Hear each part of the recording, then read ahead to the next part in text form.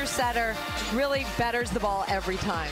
Michael Sealy, the head coach of UCLA Stanford last night, simply played the best game of the season. They certainly did, and Megan McClure, a freshman outside hitter, had one of the best matches, hitting over 500 on the left side versus USC. Ready to put the ball in the air at Maples Pavilion. Catherine Plummer, one to watch in the conversation for National Player of the Year, was last year's AVCA National Freshman of the Year. Outside, very tight. Gray digs that ball out. And Bushler, first kill off Alade's left hand. Took 2 swings, but Riley Bushler able to get out of that situation with a huge block in front of her. Kyra Rogers serving now. Plummer, Hentz, and McClure receiving serve. To the middle. Big dig by Rogers. Back to Plummer. It's long.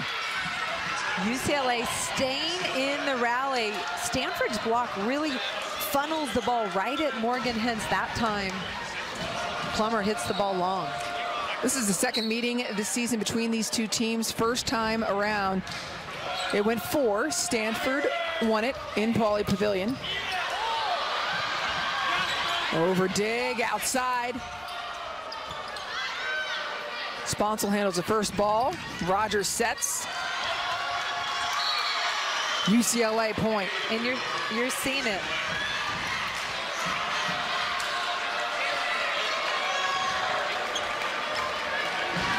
We welcome those of you just joining us in Maples Pavilion. I'm Anne-Marie Anderson alongside 3-time beach volleyball Olympian Holly McPeak. Early in the first set yesterday, Stanford won the Pac-12 title.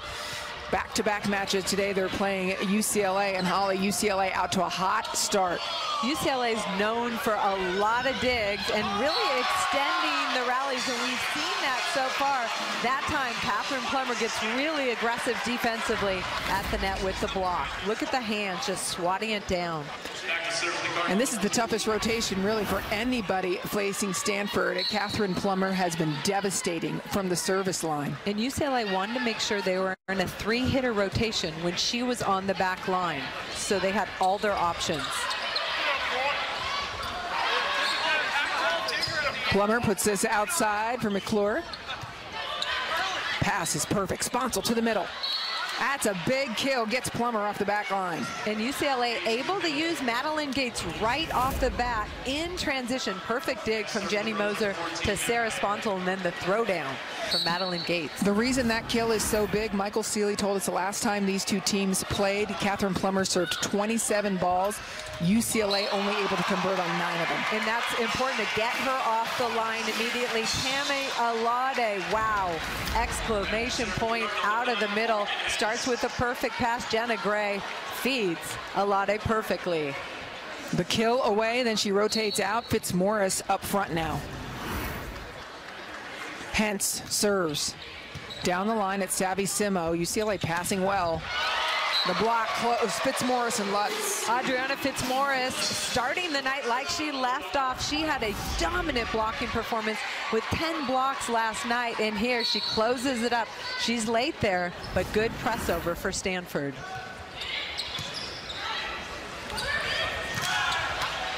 And there's Fitzmaurice getting a part of that one with McClure again. Lutz. Savvy Simo, that's the assignment for most people. Lutz down the line, and then Bushler converts. How about that? Savvy Simo started that rally with a perfect pass and then comes up with a huge dig on Lutz down the line, and then Riley Bushler finds some space to operate. Back to Lutz again. Length. Rhoda Lutz on the right side gets her first kill.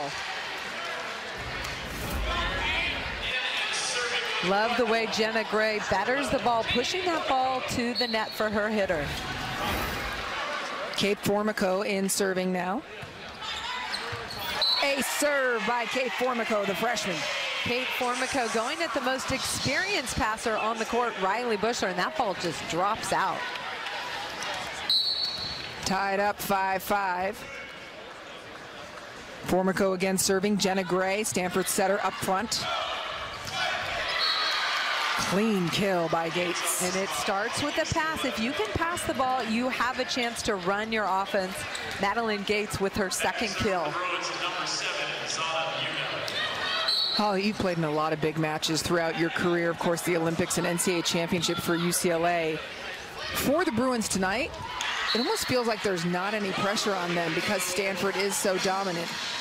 What's your impression of kind of what lays ahead for Stanford, for UCLA tonight? Well, I feel like this is a team that plays great defense. They play better when they're loose, and their one chance to really upset Stanford is if they play loose and play aggressive and dig a lot of balls. And don't overpass no matter what you do, as Stanford's serve inspires the overpass. We've talked a lot about Catherine Plummer's serve, but Megan McClure's serving the ball extremely well, too, scoring a lot of points when she's in the serving position for Stanford. Michael Seeley, his 8th season as Bruins head coach, won the national title in his 2nd season as in 2011. Jenny Moser attacking that seam, but Jenna Gray and Adriana Fitzmaurice close it up. Nowhere to go. You have to work around that block. 8 points for Stanford, 3 of them on a block.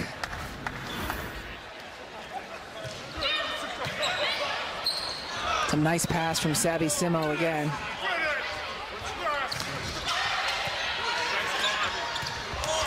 Jenna Gray attacks. I love that play from Jenna Gray. You see her setting everybody up, but she shows she knows how to put it down as well. Gets her feet to the ball, and credit Morgan Hentz for setting it up perfectly for Jenna Gray. Megan McClure serving. Long at Bushler. UCLA's passing on point. Gray delivers to Plummer. Rogers gets a piece of it. Tip. Free ball. Back again, UCLA blocking. 1-on-1, it's up. And Mosier's going to have to give another free ball. Inside now by Plummer. UCLA digging a lot of balls, but they gave Stanford, one of the best offensive teams, 2 free balls, 2 bump overs. Try and get your feet around that and hit that. Mosier continues from the service line. It's a 5-0 Cardinal run. Up over the block was Mosier. Plummer starting to tally up the kills. 2nd kill for her. Catherine Plummer hitting that seam between Zana Muno and Riley Bushler. They were there, but just a little communication breakdown. Timeout for UCLA as Stanford is on a 6-0 run. When in doubt, give it to Catherine Plummer. She goes for the backcourt. Hi. Well, honey, I said sweet potatoes. Yes, you did. I forgot the shrimp. Shrimp? And apple pie. Dad likes pecan. Oh. Love to drive? During the Start Your Own Legacy winter sales event, lease the Infiniti Q50 for $309 a month or finance at 0% APR. Visit your local Infiniti retailer. All right, off you go.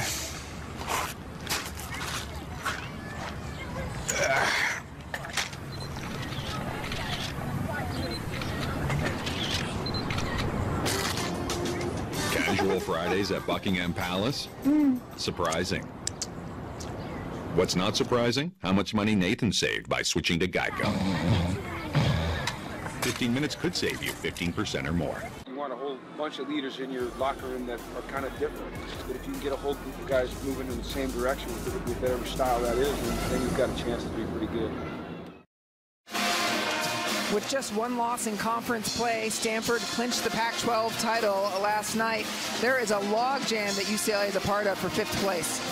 There certainly is. Colorado, Oregon State, who's had an amazing season in the Pac-12, Oregon, and UCLA. 6-0 run here in Maples Pavilion in set number 1 as Megan McClure continues to serve. Outside. Most of these balls going to Mosier. It's up and it's good. Gray back to Fitzmaurice. One more time, baby. Plummer and Riley Bushler is digging out of her mind right now. Great defender. Asking for it again. Remember that Gray is up front. Kyra Rogers makes it happen. Really fantastic team defense from UCLA, and then able to get Kyra Rogers in transition. Watch this dig. Zana Muno gets under. Kyra Rogers throws it over and then gets the kill to end the rally. Stanford didn't lose any of those long rallies last night. They dominated all of them against USC. That was a big point for UCLA to outlast the Cardinal.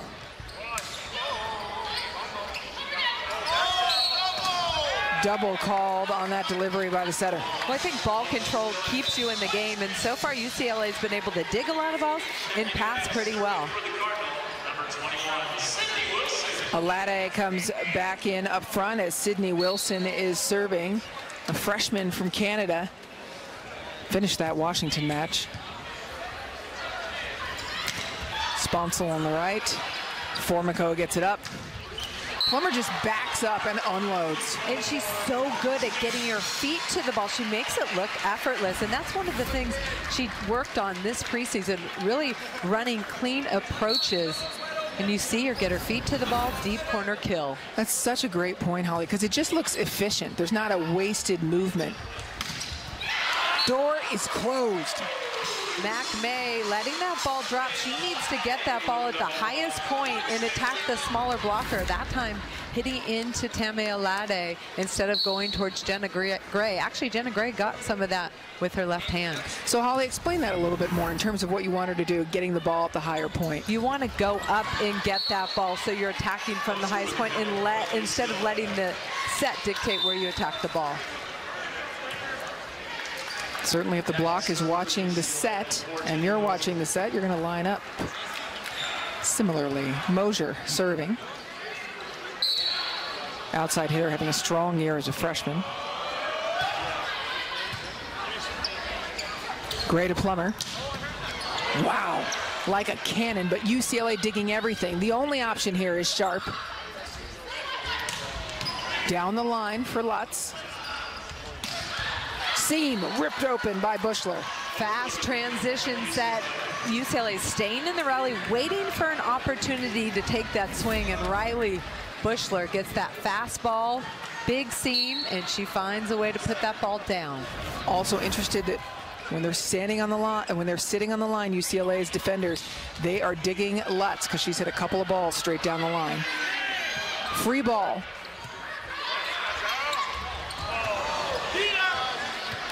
Back to Bushler. Two big blockers. I've been watching Tammy Alade work. Her eye work in the middle and chasing the ball is really good, especially on that play. She timed it perfectly. Good press over for Stanford. 6-point lead for the Cardinal in set number 1. Stanford hitting 226 to UCLA's 107 in this match. But it's really the blocks that tell the story. 5-0.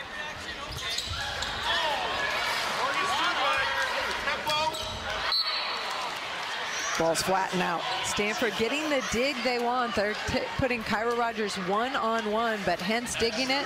Plummer long in transition.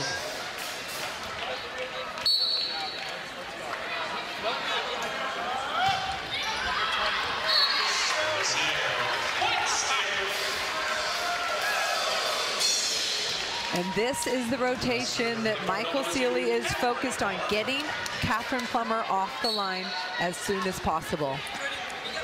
Last time around, it was one and done for Plummer as UCLA was able to convert. Uh-oh, that's what she inspires more than anything else. There's just so much pace and velocity. It's tough in terms of reaction time. You got to get your platform out early. It was almost a perfect pass, but a little bit too tight, and Tammy Alade loves those. We talked about with Michael Sealy right before the match. It's an overpass to Alade in the middle. We've seen it. Doesn't matter the opponent. The conversion there, key. And that's the play UCLA was really focused on. She only got 1 point off of her serve, and now UCLA gets the ball back.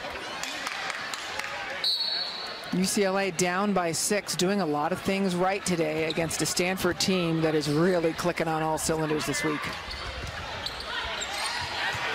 Back to Bushler.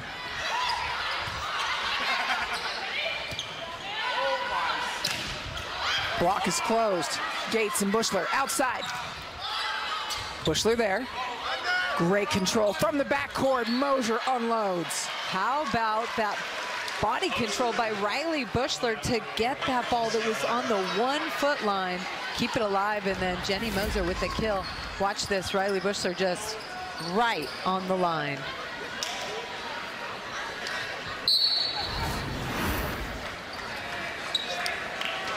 Mac May down the line at Plummer.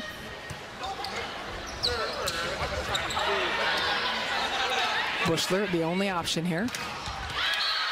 Pushes through the block. And Sarah Sponsel just puts up a beautiful bump set. That comes from playing so much on the beach. She can hand set, bump set, always betters the ball, and Riley Bushler takes a good-looking swing through the seam.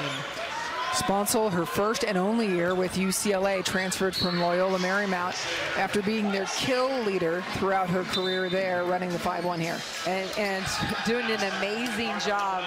What an opportunity for UCLA to have a player like that in their volleyball program.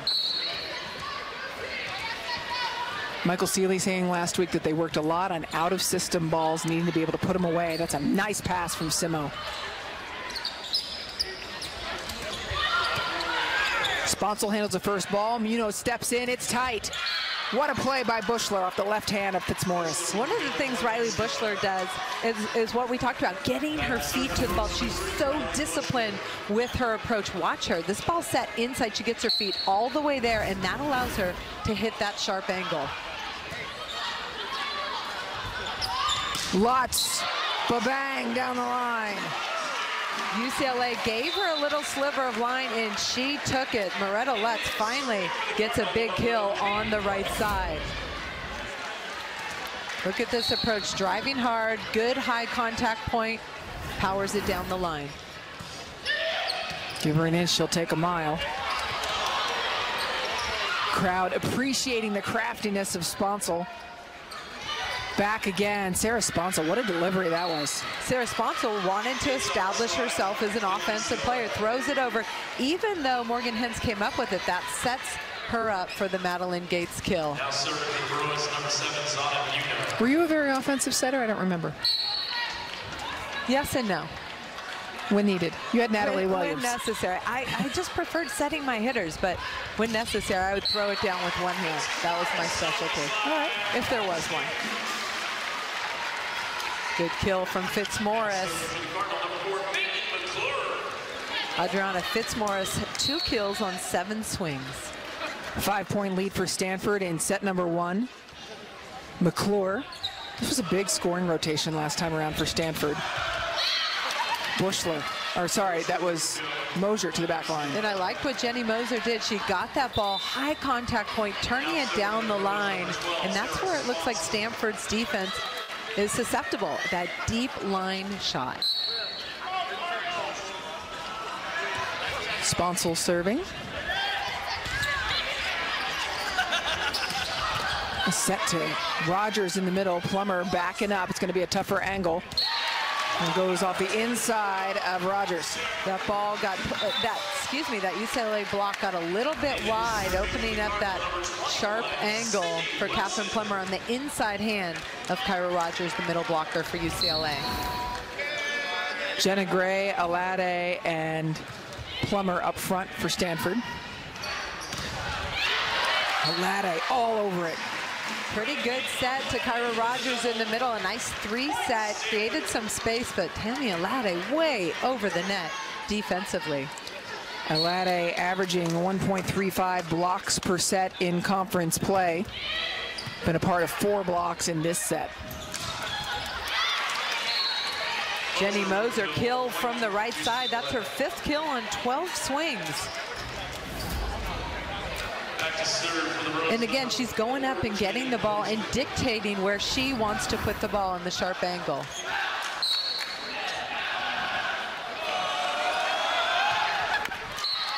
That one never destined to be over. Stanford heading towards the end of set number 1. Holly, it looks like they've carried over kind of their precision from yesterday to today. They have. They're very precise, but UCLA's challenging them, extending the rallies and giving them much better challenge than USC did because of the ball control. Muno, well done. Hence puts that ball up. Here comes the rhythm from Plummer, and it is set point Stanford. Zana Muno in a good spot, but the cannon, Catherine Plummer, so much heat in that angle. Set point Cardinal.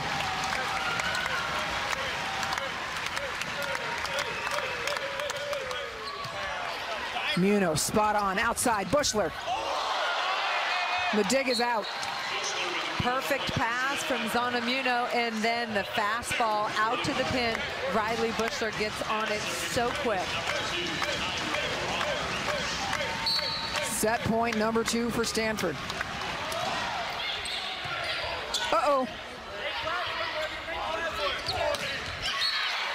And a use off the block for Bushler. UCLA not done. Riley Bushler used to battling a big block, and smart tool off the hands of Plummer.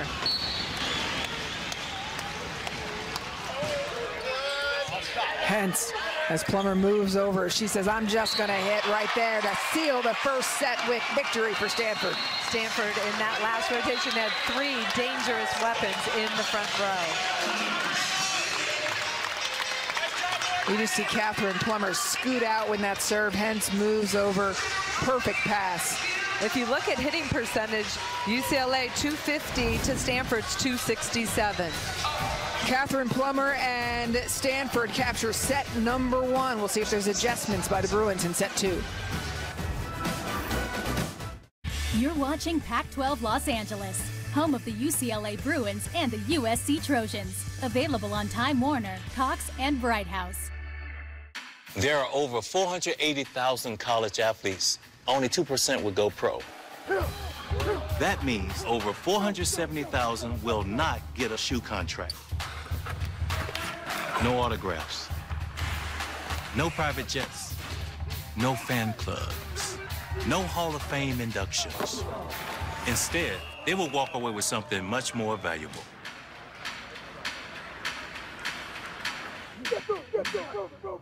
It is the best analysis in the business. For me, it's a blast to watch. You have to understand what you're doing. You kind of got to get punched in the gut sometimes. Sharpening that sword. Protections, line of scrimmage. I feel like we're pretty good at bouncing back. Can they really get it done defensively? Well, gee, I don't know. You look refreshed. What was the main reason there for doing it now? The what now? 2 rushing touchdowns, 2 passing touchdowns. Yeah, that's been mentioned. Oh, baloney.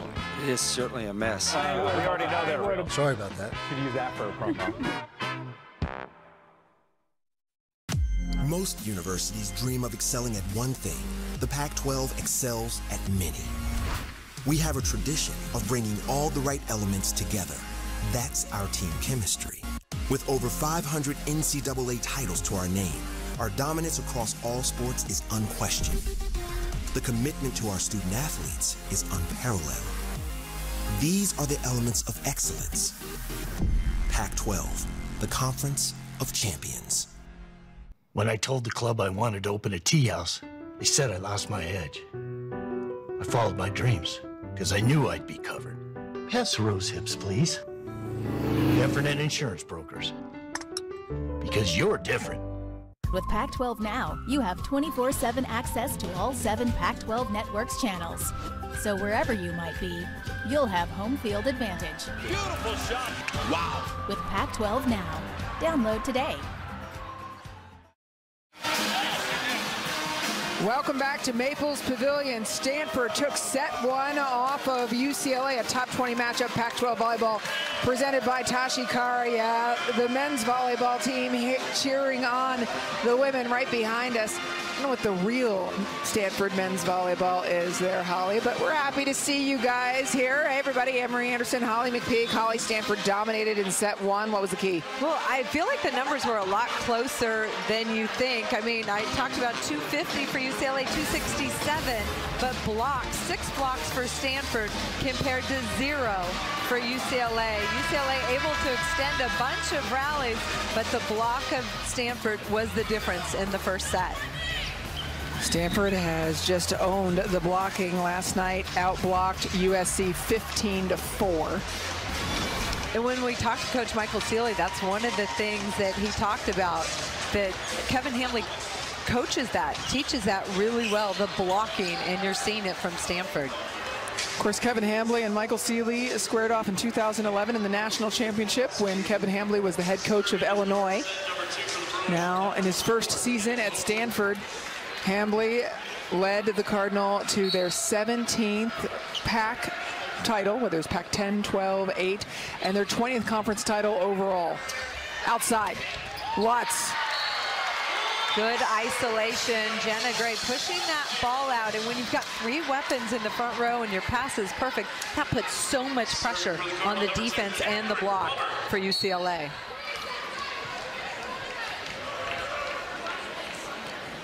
Stanford getting to Catherine Plummer serving right away. And that's a big kill again. They have not had the payoff that they've had in other matches with Catherine Plummer playing. No, serving, excuse me. It's a good thing for UCLA. They want to get her off the line, and Riley Bush are doing a good job working around the huge 6'8" block of Moretta Lutz. Yeah, and that's the interesting thing with Plummer. Do you start her in the front court so that she's going across the front line quite a while killing, or do you get her from the back court? I mean, she's really devastating everywhere. There, the ball drops between Plummer and Hentz. Credit Kyra Rogers, the bottom just dropped out of that ball. Hentz telling Plummer, just move over, I'll take it. A little bit of a misconnection. Tammy Alade just doesn't get her whole hand on the ball, but Kevin Hambley has been working with Morgan Hentz, giving her the green light to take as much court as she can and take some pressure off Catherine Plummer. Plummer steps in to pass that one, and Lutz sharp puts it away. How about the range of Moretta Lutz getting to that ball and hitting that ball inside the defender. Inside the block between the 2 defenders. That's impressive.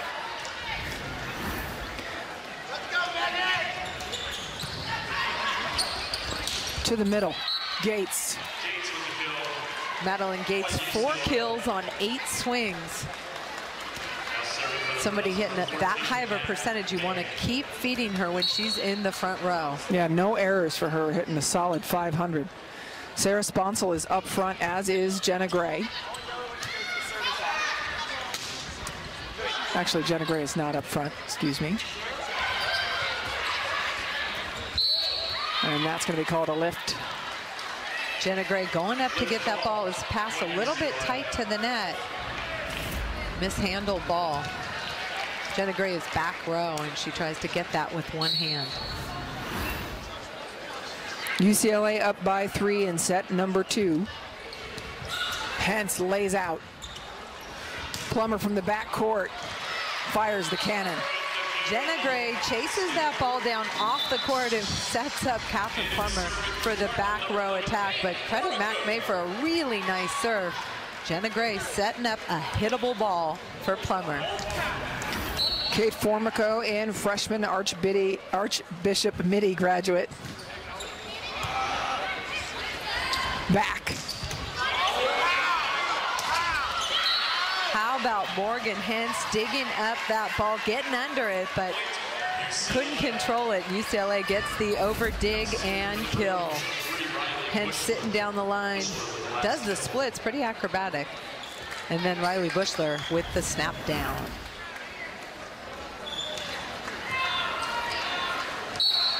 Bushler serving.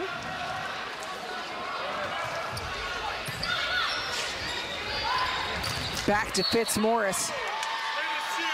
Ball is in. Wow.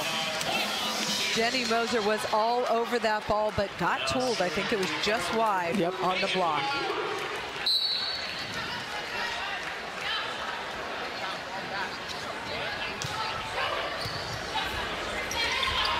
Sponsel back to Gates, coming around behind the setter off 1 foot. Good range in that cross court. Kate Formico there just can't control it for Stanford. And again, Madeline Gates comes up with a big kill. 5 kills on 10 swings, hitting 500 for UCLA. Rosie for Heisman! Zonamuno. Formico handles the first ball. Plummer. Stanford running an inside set to Stanford, to Catherine Plummer to give UCLA a different look.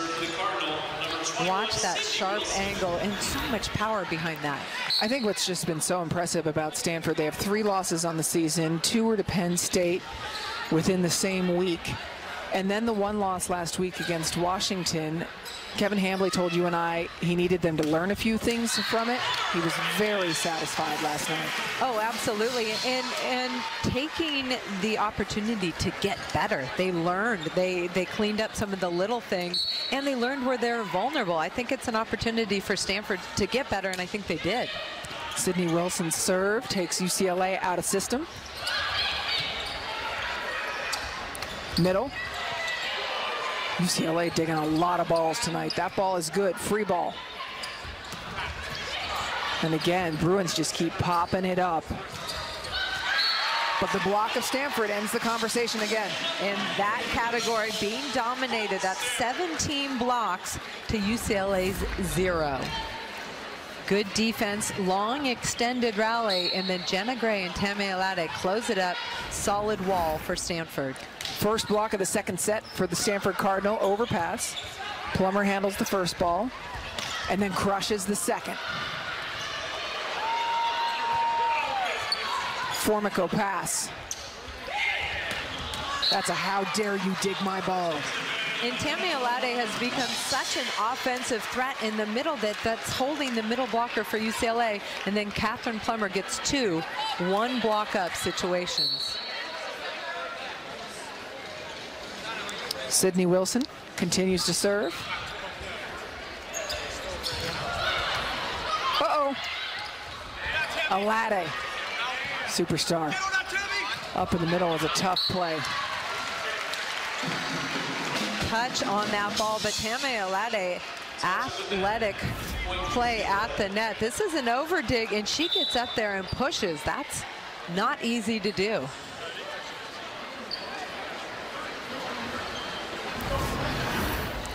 Kevin Hambly, kind of wondering what the call was there.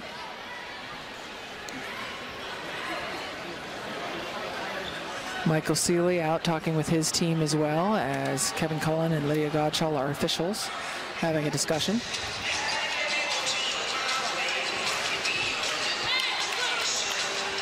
They're saying it was a Stanford touch, and Kevin Hambly is reaching for his challenge card.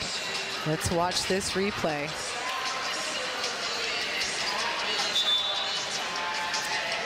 From that angle, did not look like a touch. So to review, you get 3 challenges each as an option during these matches, and this is challenging ball contact player. Jenny Moser trying to go high and flat off the hands, but I think on that particular swing went a little too high.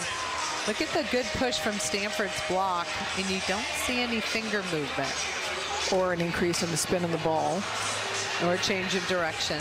All different things that you can look for. So as Lydia Godshall is reviewing that, we'll remind you that there's 4 different things that you can challenge as part of the challenge review system. Ball touch or contact, net touch, whether a player touches the net anywhere, ball in or out, or foot fault. So you don't really see the foot fault challenge very often. The first 3 are most common. Yeah, it's about 1% of the time. I was looking at the numbers. About 1% of the time is a service fault. Otherwise, it's ball contact. Player, net touch, which can also be touching the antenna. 3 challenges per match, regardless of outcome. It's a little bit different than in football, where if your challenge is not successful, it's a timeout. In volleyball, your challenge, even if it's not successful, it doesn't go against you. You don't get it back if it is successful. Correct. And last night we saw Mick Haley use them. He used all 3 no matter what. And he used them almost as a strategy to slow things down. Take a look at it again. I like this angle the best. You can see the blocker's hands. It just looks like it goes over Jenna Gray. No hand contact. Meanwhile, as we wait for the results to see if the call is confirmed, reversed, or inconclusive, they go with ball contact player. Kind of any momentum has been killed in this second set. Who does that benefit? UCLA. Stanford's on fire. UCLA slows down to the momentum. You see the players gathering, the coaches talking to the players. It's an opportunity to slow things down. It's like an extra timeout. Yeah, Stanford hitting 500 in this set. UCLA 333. I mean, UCLA playing very well, as you mentioned, doing some things that USC could not get accomplished last night. Yeah, all tied up. And you see 500 for Stanford, hitting a little bit better, but in terms of numbers, you don't want Stanford to pull ahead. UCLA is up in the Bay Area for a long road trip. UCLA playing tonight versus Stanford, obviously, and then not again until Sunday versus Cal. That's a long trip. You're away from home. You're away from your classes. That's tough for a student athlete. I remember when I played, it was back-to-back nights, and I preferred that. The only trip that was hard to do was the Washington State matches. Yep, Stanford playing back-to-back tonight. And, of course, it's the week before Thanksgiving. Taking a look at the remaining schedule for the Bruins. Sunday, we mentioned at California. You're going to see that on Pac-12 Network. Then Oregon State was a very scary team, and it's on the road in Corvallis. That's a big one for UCLA. And then their last match before the NCAA tournament on the Saturday after Thanksgiving at crosstown rival USC. Yep, and so USC beat them last time around. The call stands because it was inconclusive. And so the original call was that it is a UCLA ball. Now for Oregon State, by the way, UCLA versus Oregon State, this is the only time that UCLA will play Oregon State this season. And so when we've talked to Michael Seeley about them, he's like, I haven't seen them yet. I've heard an awful lot about them. The other coaches in the league have talked to us about what clean volleyball they're playing in Corvallis. Coach Mark Bernard doing a fantastic job this year with some young players. Service ace right after the challenge for Sarah Sponsal. Mark Barnard certainly in the conversation for Pac-12 Coach of the Year. I agree. Sponsal with an ace off of Plummer out of that challenge.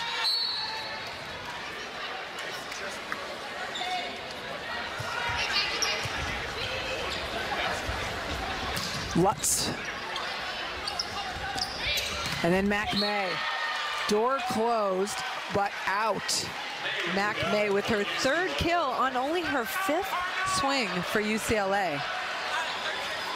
Stanford leaving Moretta Lutz in the back row in their two-hitter situation, so they have that outlet if they need her. Here's Plummer. That dig is on. No conversation. They're in out. Really important for Stanford to communicate on that play. Two players were there. I think they just thought it was going wide, hence a little tentative, and then Megan McClure had the best angle, but her teammates need to talk to her. Yeah, the question there is, did Plummer or Alade say anything? I didn't hear anything right in front of us. They're Alade with an attack. We also have headsets on, so we probably wouldn't hear. True, okay, good point. Fair point. Outside. Heard that. High contact point, high velocity from Catherine Plummer, number 2 on the left side. But great dig from Megan McClure, setting up Jenna Gray for the beautiful set to the left side.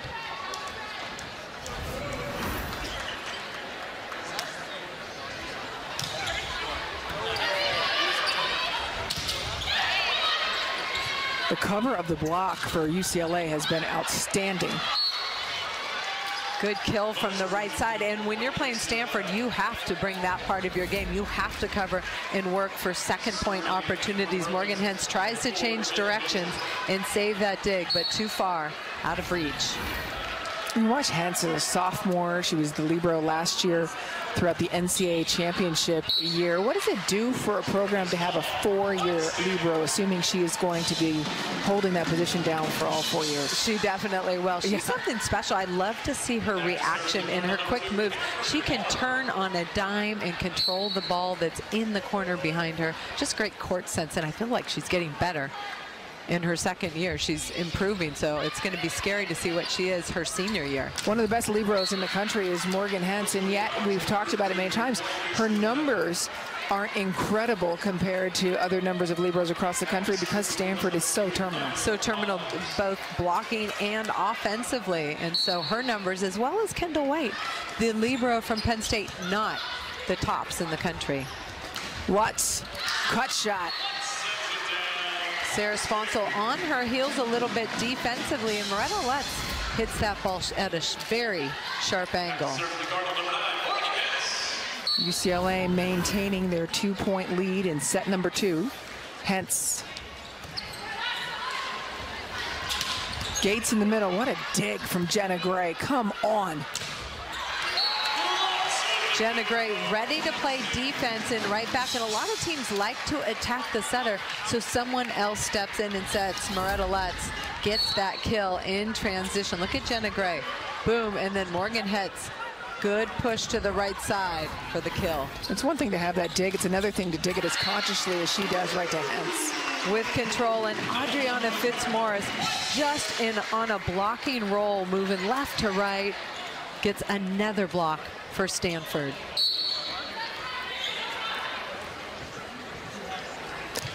Tied up before that service ace. It was a 3-0 Stanford run to tie it back up.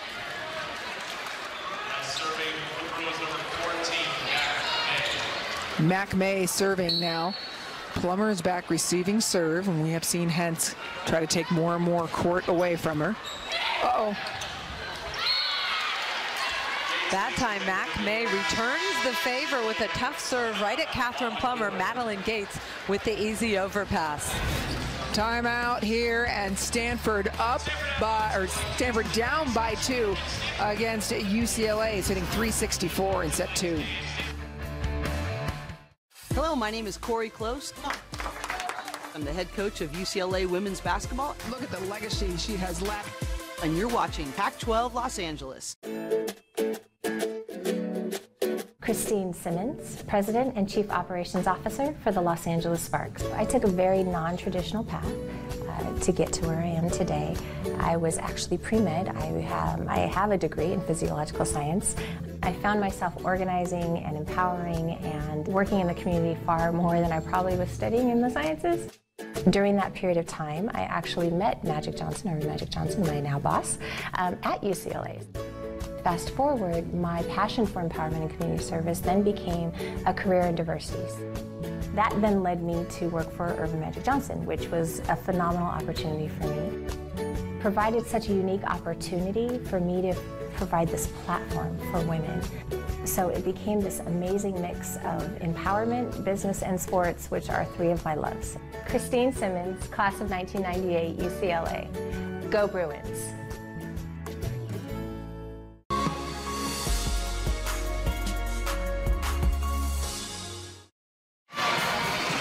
Stanford is going to add another year to that conference championship banner. Last night they won their 17th PAC conference title. And taking a look at the most titles by team, Stanford has dominated. You got one of those titles on there. Yeah, UCLA's. Absolutely.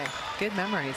And the national championship. Yep, and it started in 1986, these titles, and Stanford has been a great team for a long time under Dawn Shaw, John Dunning, and now Kevin Hamblin. Well, the year we won in 1990, our top rival in the country was Stanford. We had some long battles with them. Set number 2, Stanford took set 1, but UCLA has made it tough all the way through. They're playing very, very well, especially their serving. Back to Sponsel. Or excuse me, Sponsel back to Gates. Well, right now UCLA is putting a lot of pressure with their serve on Stanford. Catherine Plummer not passing the ball perfectly the last couple of plays, and UCLA capitalizing. It's a 4-0 UCLA run. Kevin Hamblin wants a timeout to talk to his team for a moment. And both teams hitting over 400. Stanford hitting 450. 417 for UCLA. Riley Bushler has been fantastic. 10 kills on 20 swings, hitting 350 I love her discipline with her footwork, getting to the ball, working around that big block of Moretta Lutz. That can't be an easy job.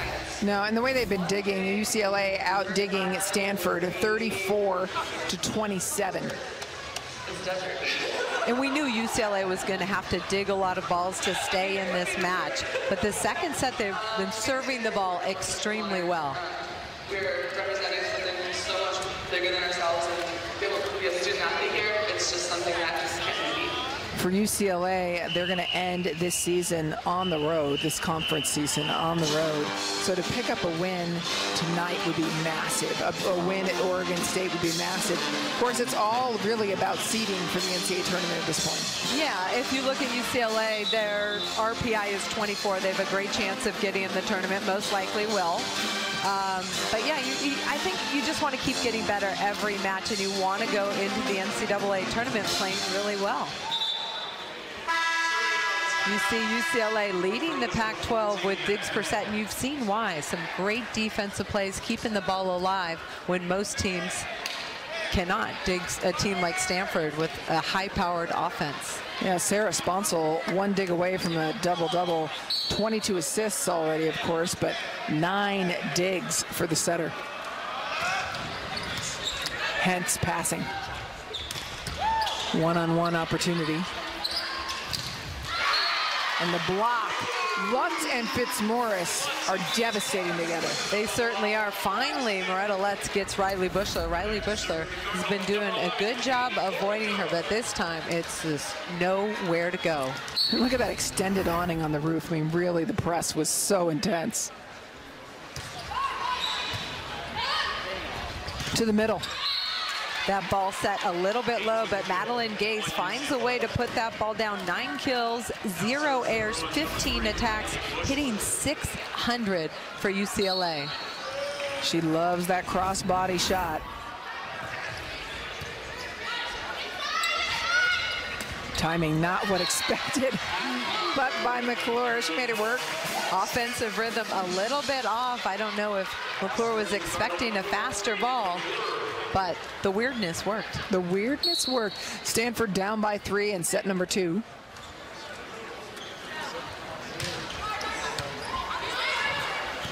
UCLA out of system. This is the only option they have. Tough one. She who pushes second. And this is where Stanford likes to wear you down, but there's a net violation. Adriana Fitzmaurice working so hard. I love watching her block. She does a good job pushing over that time. Got a piece of the net for Stanford, but Morgan Hintz dug a really pretty ball in that rally. Go, Josh!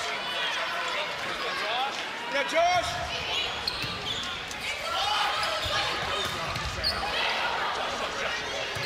Muno to Riley Bushler.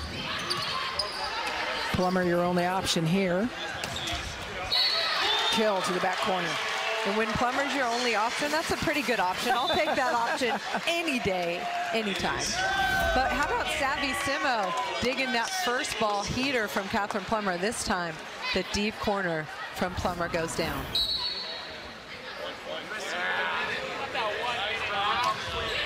Wilson, a serve.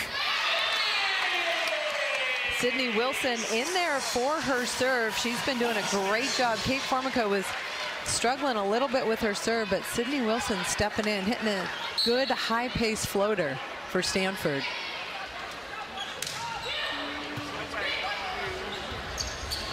From the back court, and it is long. I love watching Riley Bushler. She has the best attitude. She said, hey, great set, my fault. Great energy. She gives it back to her team always.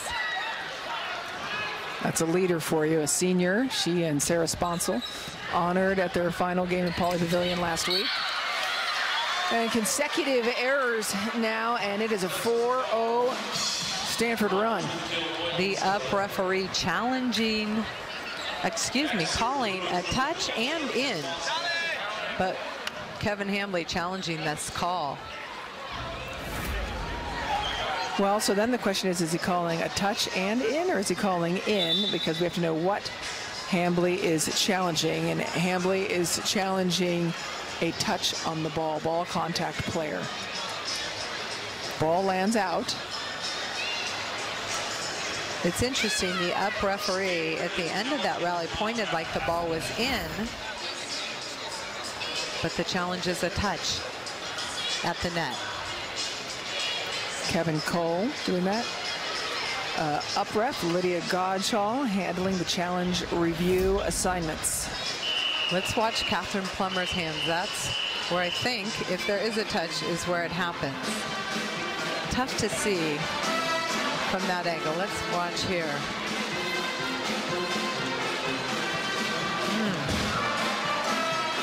You know, the interesting thing for Kevin Cole, the up official, is that it was right in front of him.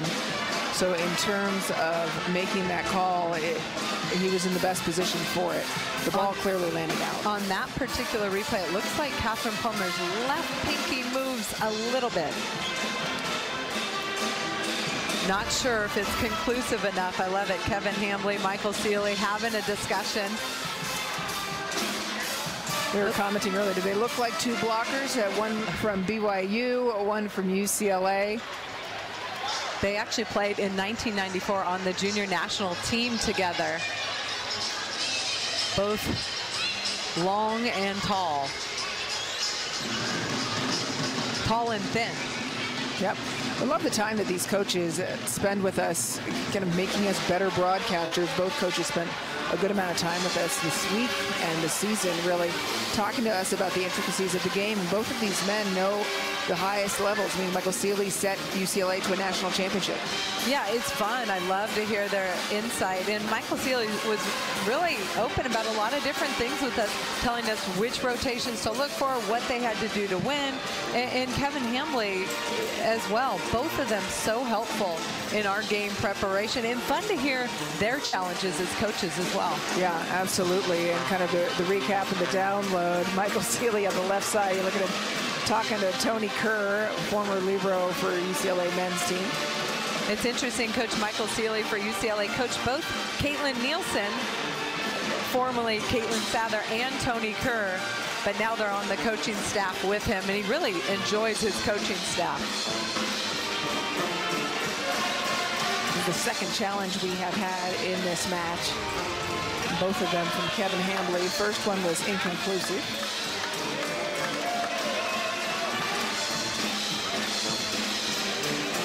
The question is ball contacting the player.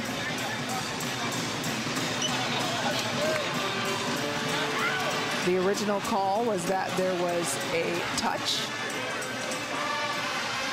and Lydia Godshaw having the discussion across with the scorer's table.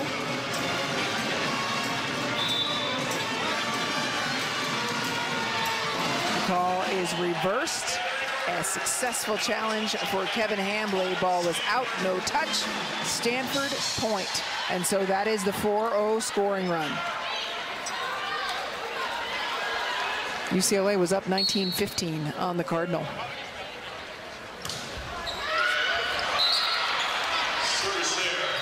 But the Stanford server iced. She had to stand around for a while, lost her rhythm probably, and UCLA goes up 1. Look how much court Morgan Hens has right now. I'm looking at that, and she's talking to McClure too. And she's got 80% of the court right now. Outside. And that lets Plummer just do her job. Megan McClure just nails that pass, and Catherine Plummer just goes OT, over the top.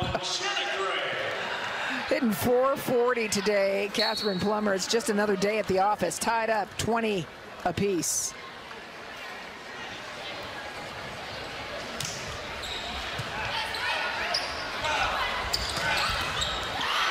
That's a big kill by Mosier. Jenny Moser with the cross-court kill.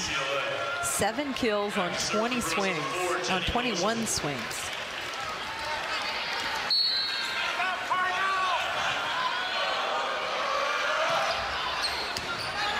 Pass is solid outside. Lutz one-on-one.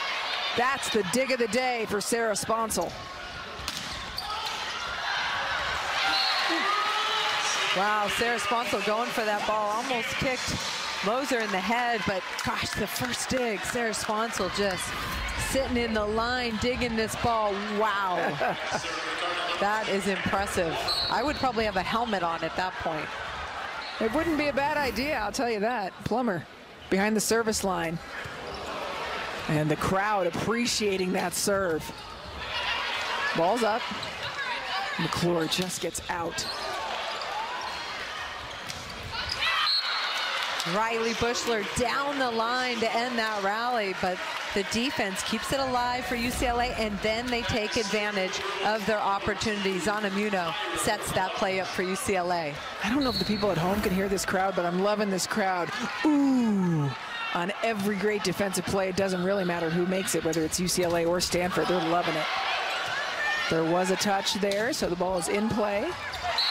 Watts, dunk. It helps to be 6'8", but Moretta Letts in a perfect spot. That ball right on top of the net, off this block deflection, and then a throwdown for number 17 in Cardinal. It helps to be 6'8", I hear, right? I wouldn't know. I'm not even 5'8". You've admitted it finally. There we go. Tied up 22 apiece. Michael Seeley with a challenge. And he is asking if it is ball contact player. Well, I think he's asking about where the contact took place. Did Moretta Letts reach over the net? I believe that's the challenge because we know she got it. The ball definitely contacted her. There was no blocker there. Right, but in terms of there's only the 4 things that you can challenge. Okay, where did that player contact the ball? Yeah, perhaps that's where the interpretation.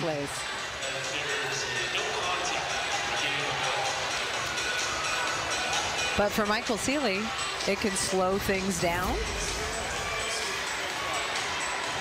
From our angle, we're a little bit on this side of the net, the same side as Stanford, so it kind of looked like it crossed over the plane to the Stanford side of the net. This is a crucial part of the second set. Yeah, this could be the turning point, really. 22 apiece right now. It can make all the difference here because after the last challenge, UCLA was up against it. Stanford had a 4-0 run going and then missed their serve. Look at Tammy Alade get up, and then Madeline Gates right there fronts Tammy Alade. But it did go over the net, so Stanford able to stay in that rally. But I think that is what the challenge is, and that makes more sense to me. Ball contact player. Seeley saying, are we sure that it contacted the blocker there, or should it have been 4 hits on Stanford? That makes more sense. Good job, Anne-Marie. Let's take a look again. Looks like it got the elbows of Madeline Gates. It's an interesting challenge, though, because I get why it's being challenged. Because if not, that wire and that top wire sure is jumping an awful lot there. If so, then it is UCLA point. Another coaching conference. Yeah, these two, I mean, look at that. They're having a good time. They're catching up. I guess so. There's a lot of downtime during these challenges. It's kind of like bad lip reading. Like if you get in there for bad lip reading, are they talking about volleyball right now? Or, you know, it could be anything that they're talking about at this moment.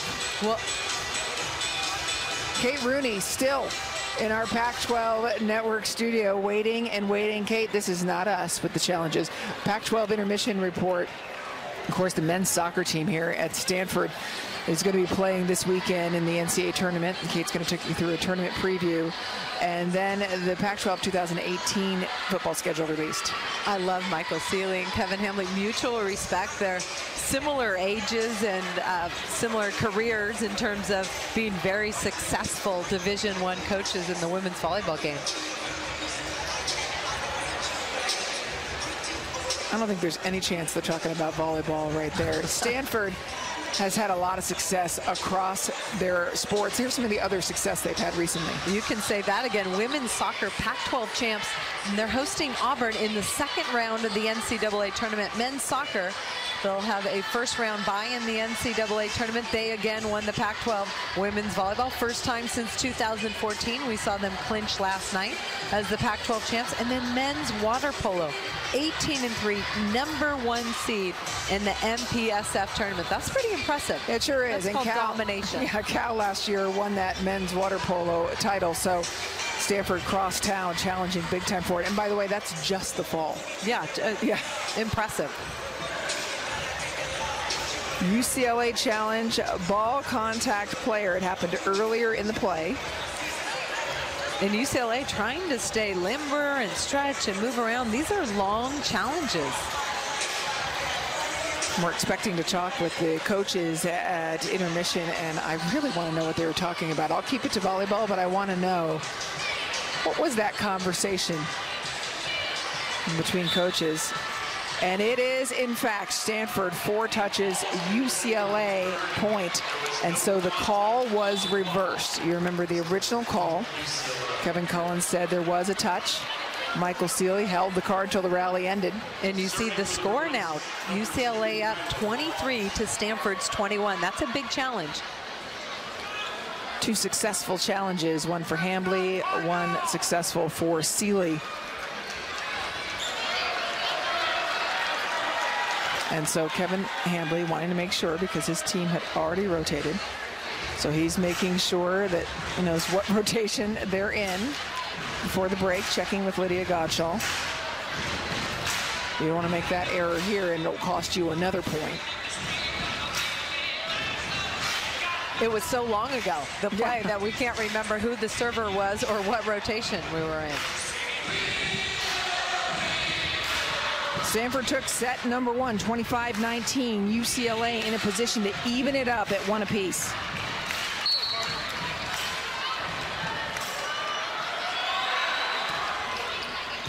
And then this is really about focus. Outside to Bushler. And a big kill for UCLA as they are at set point. Sarah Sponsel running that ball down, putting up a nice bump set. She's one of the best setters at doing that. Riley Bushler terminates.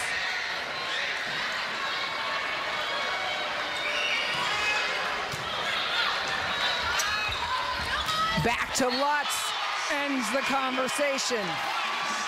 Moretta Lutz, right side, turning that ball down the line for Stanford. That's her 8th kill on 20 swings, hitting 400. And look at this substitution for Stanford. Courtney Bowen comes in, and that is about the longest, tallest big line you can have. Fitzmaurice moves out to the left. 6'4", 6'6", 6'8" in the front row for Stanford right now.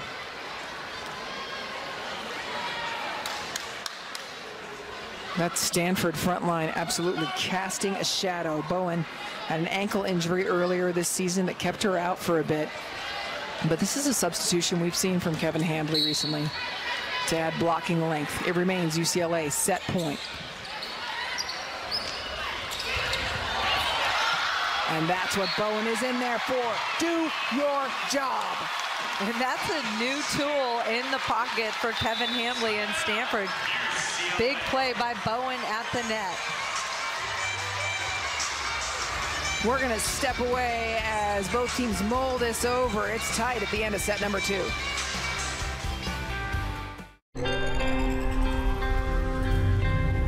Hi, my name is Tegan Blacker. I'm from Australia and I play for UCLA women's soccer team. When I came here on my recruiting trip, I absolutely loved it. I was like, wow, America's really got it all compared to Australia. The college experience, regardless of sporting, is so much different to Australia. So adding like the soccer and adding like performance training and everything we get on top of the academics, I was like, wow, this is a whole new world. UCLA is this like incredible mixture of both, and I just knew that I was like, this is what I want to do. I want to get a degree. I want to play soccer. This team is my second family. They're incredible. I can approach any of them about any dramas I have, and everyone's super helpful and nice. Obviously, like I said it before, I'll say it again. It's one of the best dynamics I've had on the team before in my life, so I absolutely love them all. My name is Tegan Blacker. I play for UCLA women's soccer team. Go Bruins! It remains set point UCLA in set number 2, but Stanford has won the last couple of points, Holly. Tight match. A lot of pressure on UCLA right now. They've been passing the ball extremely well, but which blocker do you attack? Which part of the court do you attack if you're UCLA with that type of a block from Stanford? High hands, very high hands. Bruins set point. Sponsel to the middle. Gates with the kill, and UCLA evens it up at 1 set apiece. Good decision by Sarah Sponsel. Set your highest percentage hitter out of the middle. That was a critical set for UCLA as they hit 316 and were able to really keep the ball in system. And that's way over their season hitting percentage of 236. Good second set from UCLA. Riley Bushler, 12 kills, 5 digs. Catherine Plummer, 13 kills, hitting .440 for Stanford. Kevin Hambley joining us now. Coach, close second set. What do you think separated the two teams there? I think they passed better in that set. I mean, it's what it's usually about, and I thought they did a much better job passing. And we had a good efficiency. We just didn't give ourselves enough opportunities because of the first contacts. Do you make any adjustments? Do you spin the dial? Or are you happy with the matchups? No, that matchup was one-off. It was different than the last one, and so we're going to see if we can get that one back. They may try to do something different, so we'll put our heads together and see if we can come up with something. Thanks so much for joining us, Kevin. Thank you. Stanford and UCLA tied up at 1 set apiece. Kate Rooney in our Pac-12 studios with our intermission report after this. It's a great match in Maples Pavilion, and we'll see what set 3 brings coming up shortly. You're watching Pac. Split at 1 set apiece. Michael Sealy, the head coach of UCLA, joining us now. Coach, it was a close second set. What do you think made the difference in your favor? You know, I think we've been making dynamic plays all night long. The tough driven ball, the great dig, but I didn't think we controlled the stuff we could control in set 1. A lot of out-of-system sets, so we left our hitters, 8-foot line, couldn't really score on that. So we're kind of taking care of the balls we should take care of. You guys have 0 blocks compared to their 10. Is that a problem for you guys? It's 1-1, right? No, I agree. They're playing their strength, we're playing ours. We're digging a lot of balls, which is what we do. So I can't worry too much about them out blocking us. I told us before the match started, we just got to work harder than they work to earn points. Thank you so much for joining us, Coach. You got it. So 10-0 in the blocks, 40-30 in UCLA's advantage in the digs. And that's a good point. Do what you do best, and UCLA in the backcourt, scrapping, fighting for every play, making lots of athletic plays. We've seen some good ones coming from the team in blue. I think what's impressed me the most about UCLA is really their serve receive as well. They've been able to stay in system. As we look at the numbers, Stanford's serve was devastating yesterday. And UCLA doing a good job running their offense, hitting 280. That's above their hitting percentage for the year. And actually Stanford a little bit above theirs. They averaged 311, hitting 325. But the big advantage in the block department. But as Michael Sealy said, 1-1 in the score. Yeah, and at UCLA, 3 matches left. They are all on the road. So I think that USC match is at USC, is it? Correct. So everything's on the road for UCLA. They're playing loose because they have top 25 wins. They have a nice RPI. They're playing ranked teams the rest of the way except Oregon State. So really, they don't have much to lose and everything to gain today. I agree. And UCLA, they're a group that plays well when they're loose. You see them. They're hugging each other, dancing, playing loose, nothing to lose. And it paid off in the second set. It's always nice, too, when your seniors lead like seniors. And Riley Bushler and Sarah Sponsel, no question, leading the Bruins. Set 3, ball in the air. And it starts off with a service error. Kyra Rogers has a nice jump float serve, puts some good pace on it for UCLA.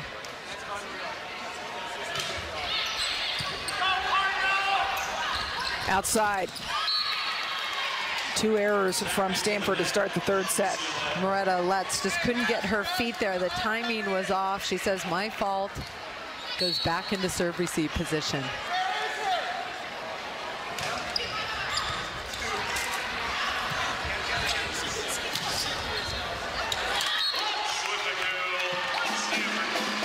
Stanford point there as they go out to Lutz again. Loretta Lutz has 9 kills on 22 swings.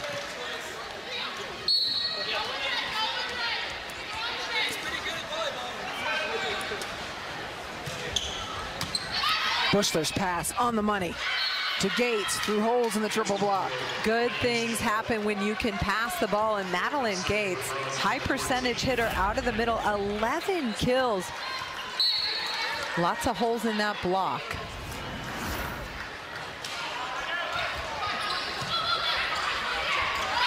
Back and very tight. Bushler in control. Smooth. Sponsel to the middle. Madeline Gates making herself available in transition, kind of a second tempo quick ball in the middle, using her long range. She can dunk a basketball, or a volleyball actually. Big jumper. Speaking of a big jump, Lutz down the line. That's a play. If you're UCLA, you have to. If you're going to give her the line, a defender needs to be there waiting for that ball. Looks like the UCLA block trying to make her hit that line. Yeah, and it really, we've seen Lutz enough time. Your left foot has to be on the line because she hits it about a foot in. Bushler. How about that angle from Riley Bushler, way off the net, inside, perfect hand contact, drops in the sharp angle. This is not easy to do. She's behind the 10-foot line, beats Morgan Hens in the sharp angle with the fastball. Service ace. Riley Bushler serving into traffic in between Megan McClure and Catherine Plummer.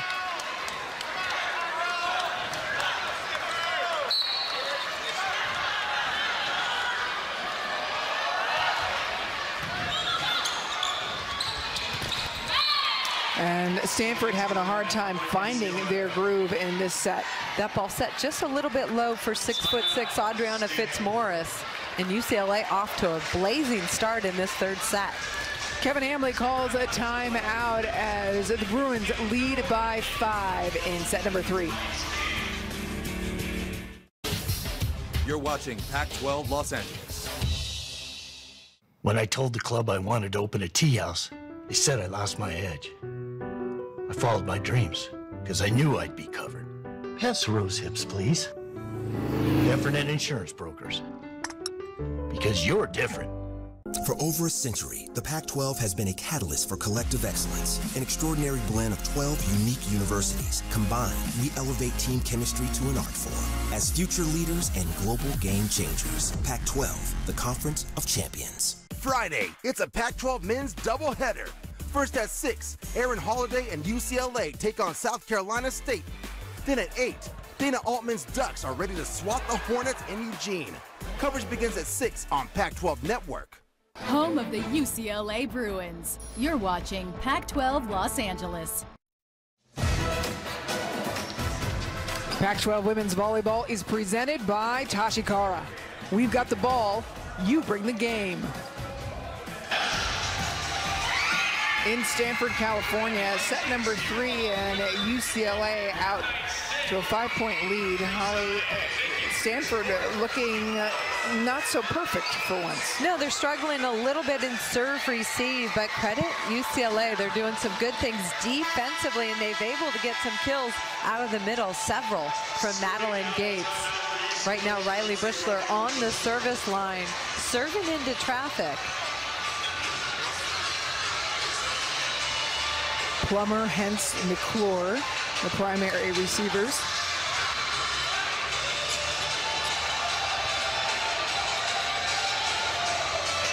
There's some moisture on the court. Lydia Godshaw is checking out. There's actually some debris on the court that they are sweeping up.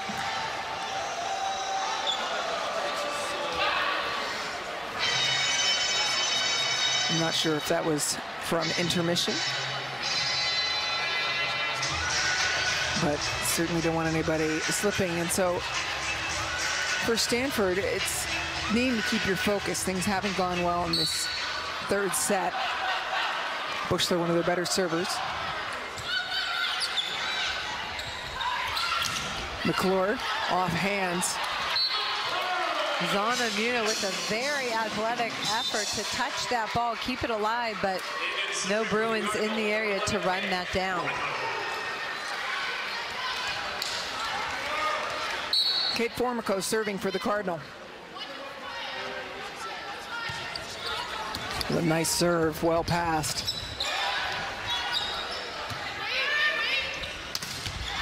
The block, the door closed. Fitzmaurice and Gray. I feel like Jenny Moser, number 4 in blue, is on the way down when she hits that. Her timing just a little bit off. You want to be at the height of your jump when you attack and make contact. There's her cousin, Taylor Formico, formerly the UCLA Libero, the Pac-12 Libero of the Year. And one of the best of all time. I really enjoyed watching Taylor Formico, and now her cousin, a freshman defensive specialist on the team at Stanford, and Taylor Formico joining the Stanford coaching staff. Yep, of course, that's a big family of cousins. Carrie Walsh, 4-time Olympic medalist, another cousin, a 5-time Olympic medalist. Yes, yes, indoor. There's one indoor as well. She didn't medal indoor. Okay, 5-time Olympian. Correct. There we go. Yes. And there's another cousin who played volleyball at Arizona. So big volleyball That's family. right. She's another great defender as well, I recall. Yes. That makes the family picnics awfully fun. Can you imagine? No. Bushler, just perfection. To your point, Moser having to reach. Out again. Again, the rhythm of Jenny Moser. I mean, she has so much hang time, but she's on the way down when she hits that ball. She touches about 10-7. You can see the ball is on the descent by the time she gets there, as is she.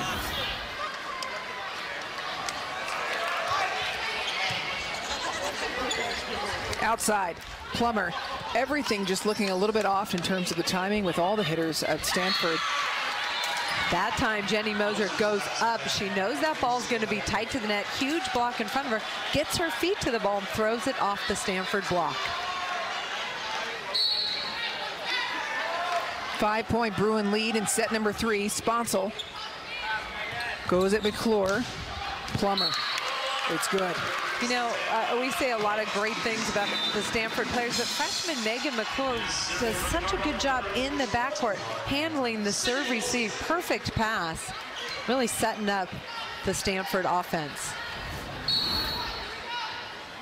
Sydney Wilson serving at Muno. And really Moser getting the ball no matter where she is on the floor right now. But that time she was more in system. It was a fastball. Jenny Moser hitting the ball at the height of her jump. She goes up and gets it, and then able to hit that sharp angle for UCLA. Mac May has taken just 7 swings today. Why so quiet, do you think? I'm not sure. I don't know if they're going away from Plummer, trying to set at the smaller blocker on the other side, but not many sets in her direction. Back to serve the Cardinal number 1, Yeah, you got Plummer on one side, Lutz on the other, and Alade in the middle. It's pretty devastating all the way across. There's one to Mac May and a kill off of Plummer. That's her 8th swing and 4th kill of the match. Back to serve the Bruins number 2, Kyra Rogers serving, Bruins 5-point lead.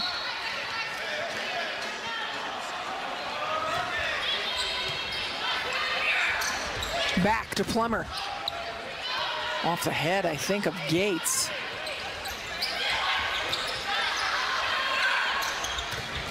Door closed by Madeline Gates. Madeline Gates up and way over the net. Tammy Alade likes to hit that ball close to the setter. Madeline Gates there waiting, quick hands over the net. These are 2 players who play at a very high altitude. Nice handwork by Gates. Gates waited last year behind Frager and Felix in order to get in. She's a sophomore, very talented. Coach Kevin Hambley talks about the arm of Moretta Lutz. We always talk about the power from Plummer, but Lutz shows she's got some power from the left. Yeah, he said she may hit harder than Plummer, and certainly we see that Lutz has done a little bit of everything Right side this year, played some middle for this team when needed. Outside.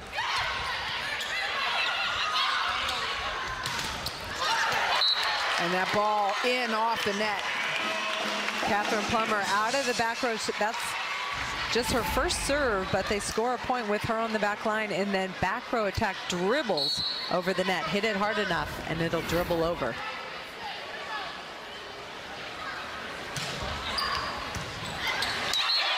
Ace serve by Stanford.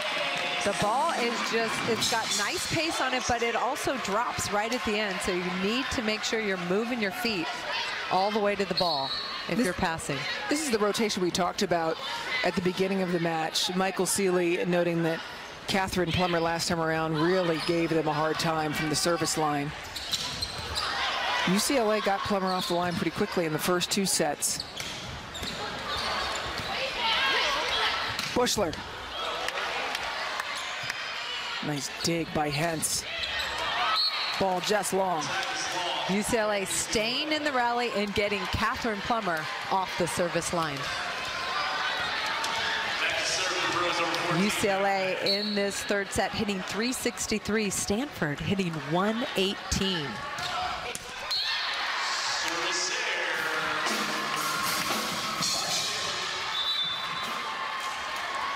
Three-point lead for the Bruins. McMay out, Savvy Simo in.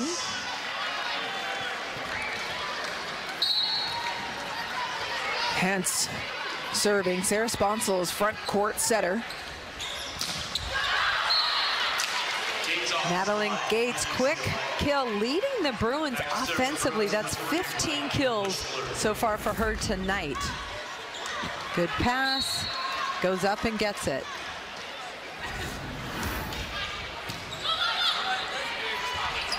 Back to Lutz.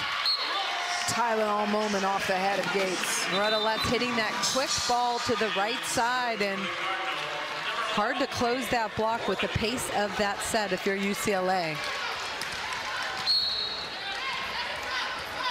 Gates got knocked twice by Lutz off the head. You got to be careful when you're that high over the net. That's what I hear. That's what I hear. Muno serving. Formico, Hentz, and McClure. McClure has to go up for that one.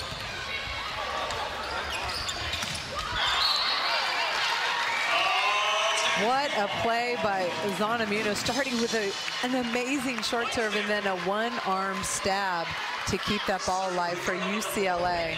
Zana Muno, one of the best athletes in the Pac-12, just does it all. I love her in the libero position. Yeah, lots of fun on the beach as well.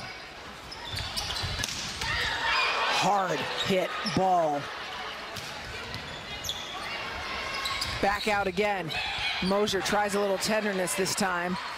And Plummer shows you hard.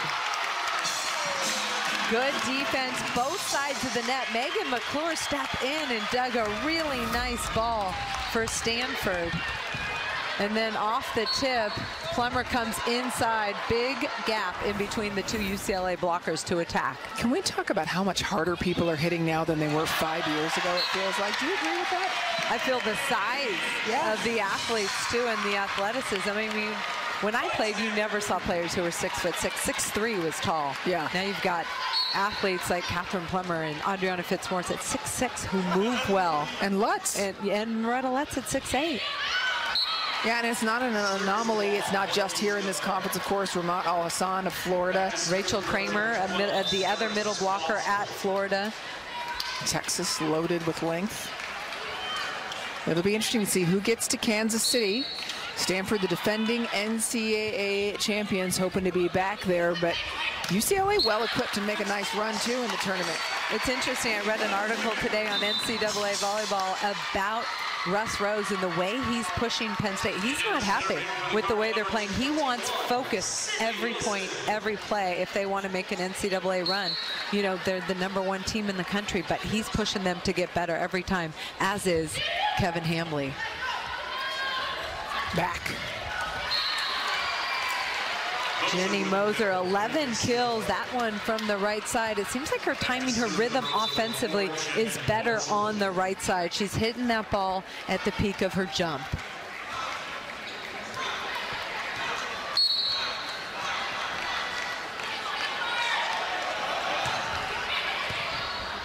Hence's pass on the money, Alade with a kill. It's interesting, some matches for Stanford, Tammy Alade will dominate, but it's been a little bit of a quiet night. She gets up, really quick arm, 4th kill for her. I feel like a lot of the matches that she dominates, and we talked with Michael Seeley about this beforehand, is because of Stanford serving, because of the overpasses that come. I mean, she can get 5 kills off an overpass sometimes.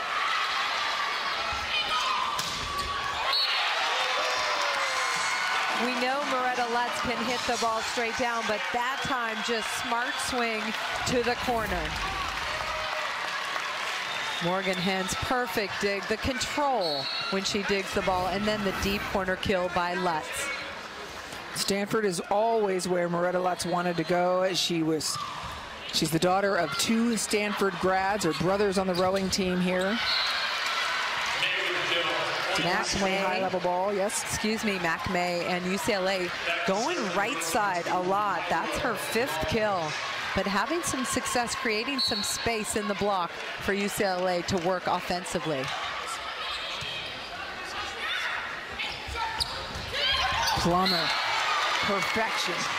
Just a well-placed ball. Catherine Plummer, high volleyball IQ. She's already established her power, so we know she can do that. That keeps the defense on their heels and the tip drops. For sure. I mean, can you imagine running in to get that tip and she cracks it? Your face is right there.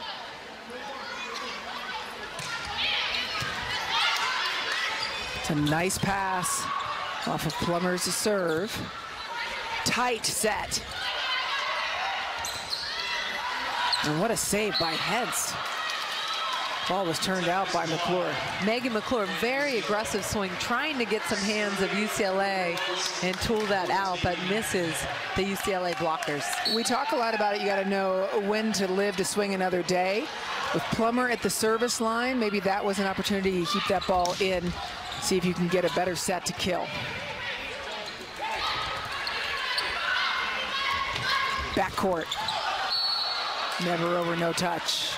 Madeline Gates doing a good job staying in the middle. A lot of times when the pass is off the net, the middle blocker will cheat out to her right and to stop the left side hitter from the opponent.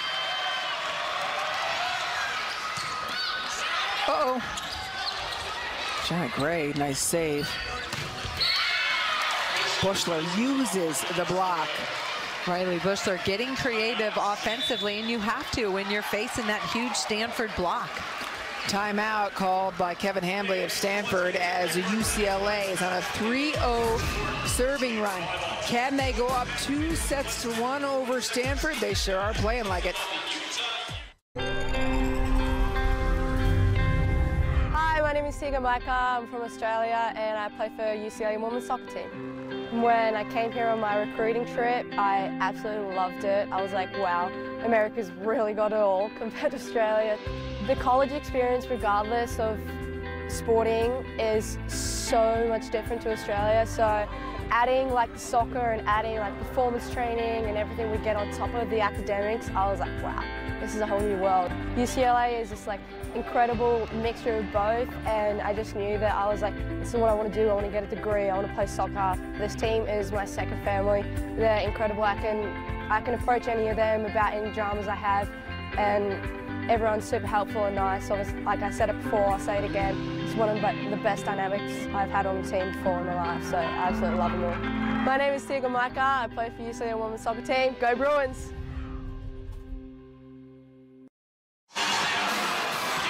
Pac-12 volleyball presented by Tashikara. Set 3, Stanford in the driver's seat. Holly, what's been the difference?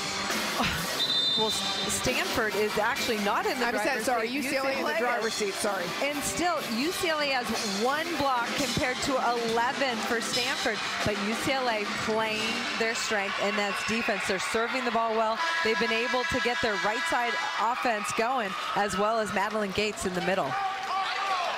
Yeah, no, Stanford in the passenger seat in this set right now because it's been a 3-0 UCLA run.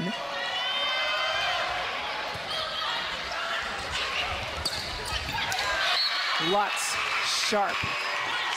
Crucial kill by Moretta Lutz at this point in the third set. Just down by 2.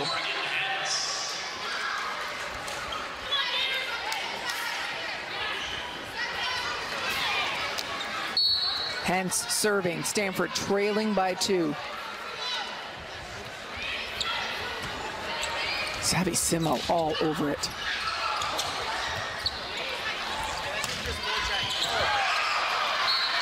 The scrappy defense of UCLA allowing them to stay in that rally, and Riley Bushler, another really tough kill. I like her decision making, knowing when to crush it and when to put it in the good place for UCLA. If you're just reading body language, look how relaxed Bushler looks behind the service line. Stanford up by 3 against the number 4 team in the nation, who until last week had been perfect in conference play. And now UCLA sits at set point. And that time, Jenny Moser in a good rhythm, timing-wise, goes up, hits that ball high contact point off the block. Michael Seeley told us at the break, we do what we can. We do what we do best. And Stanford has been blocking well, but UCLA digging. Well-controlled ball outside. Converted off the block, and UCLA wins set number 3. And it's all about defense. Riley Bushler, that time, perfect dig, puts it in the setter's hands. Moser with 2 big kills on the left side for UCLA. Stanford with a set 3 victory, hit 387 in set number 3, holding Stanford to just over 200. They lead 2-1. It is the best analysis in the business. For me, it's a blast to watch. You have to understand what you're doing. You kind of got to get punched in the gut sometimes. Sharpening that sword. Protections, line of scrimmage. I feel like we're pretty good at bouncing back. Can they really get it done defensively? Well, gee, I don't know. You look refreshed. What was the main reason there for doing it now? The what now? 2 rushing touchdowns, 2 passing touchdowns. Yeah, that's been mentioned. Oh, baloney.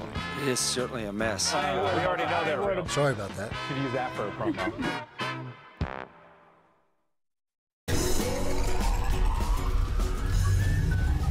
Hi, I'm Kelly Hayes. I'm a gender studies major, and I am on the UCLA women's basketball team.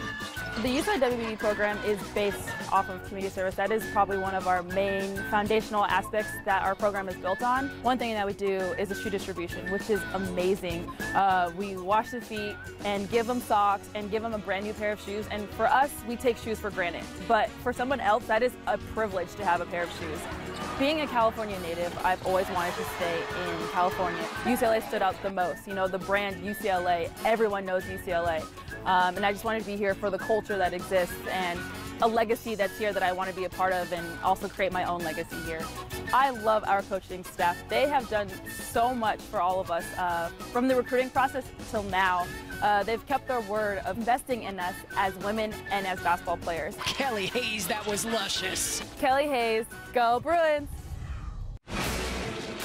The route is not about celebration.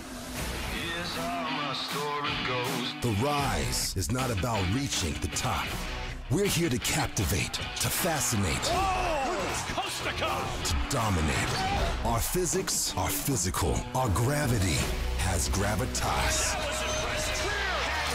So follow the bouncing ball, because these West Coast roots will rise above them all. Watch on Pac-12 networks.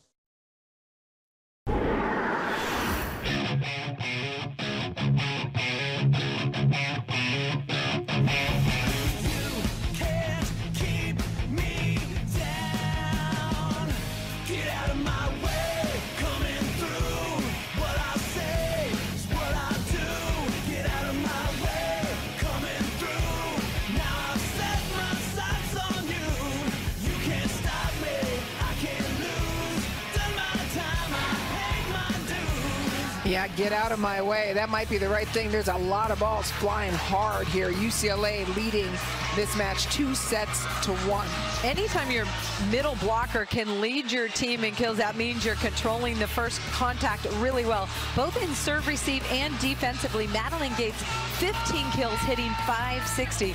Catherine Plummer, 17 kills, 400. But you see the block advantage for Stanford, 11, but UCLA only has 1. But it's been defense. That's been the name of the game for UCLA, and they're controlling it. Yeah, UCLA is plus 12 in digs. So while Stanford has the blocking edge, UCLA significantly out-digging the Cardinal. The difference between last night and tonight offensively for Stanford, Stanford had 5 players with about 8+ kills. There was balance. Right now you see for Stanford, you have Plummer with 17, Marita Lutz with 14, and the next most player is Fitzmaurice with 4 kills. There's a big drop-off. So why do you think that is? First contact, passing the ball. Jenna Gray outside to Plummer. Catherine Plummer turns that ball a little bit wide, and UCLA off to a good start. And let's talk about what's really at stake for Stanford tonight, because there may be some people thinking, oh, they won the conference, they're good, they don't need to worry about it, but there's plenty at stake tonight. Certainly is. You want to stay in the top 4 seeds in the country if you want to host. And that means you'll host first, second round, and also a regional if you're one of the top 4 seeds. So that's really important. Stanford wants to play at home. And let's explain why that's so important, because if you're not hosting that seed, there's a very good chance that all the regionals will be in other time zones, maybe even as much as 3 time zones away. And that's really hard on the West Coast teams. It certainly is. Sponsel lays out. Outside. What an up! Never give up. Sarah Sponsel, Zana Muno running that ball down. Great effort. UCLA wants this victory tonight. 2 of the fastest players in the sand there as well when I watch the 2 of them chase it down. And then, moving people out of the way. They used to actually, Zana Muno and Sarah Sponsel, when they were in high school, high-level beach volleyball team, challenging in AVP qualifiers and really turning some heads. Everybody was talking about them, and they were just in high school. Yeah, I remember, and you and I had talked about that, and yet they won't be paired up for UCLA, I would assume, or not, because there's no one who has big length. Do you have to do big and little? No, you don't have to do big and little. Those 2 are special athletes, but Stein-Metzger has some tough decisions to make if they both play beach for UCLA. Yep, and you got, of course, the McNamara twins, spring beach season coming up. Very interesting to see what Stein-Metzger cooks up there, former UCLA indoor assistant. Net violation there, I believe, on Alade. Yep.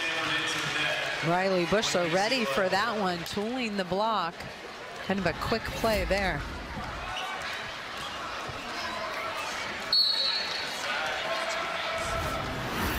McMay serving.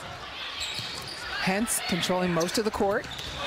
Straight down. Morgan Hens, perfect pass. Jenna Gray feeding Tame Alade, who just hits the ball straight down for Stanford in the middle. Madeline Gates took a little bit of step to her right, and Alade sees an opening and takes it. Quick feet of Alade getting herself in the air. I love her energy and fire after a kill.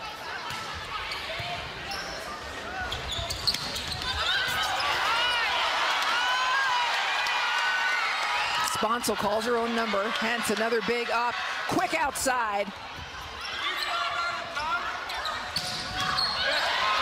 Controlled, off the scoreboard, but back on the same side. Outside to Bushler, unloads, long. How about the defense? Morgan Hens has got to have bruises all over her body. You can hear her hitting the floor, but she's throwing her body all over the place. And then Catherine Plummer coming up with a big dig for Stanford as well in that rally.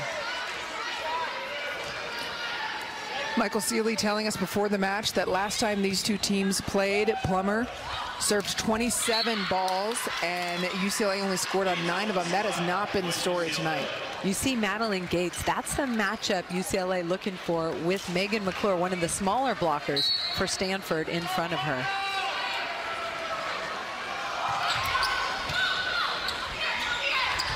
Back to Lutz.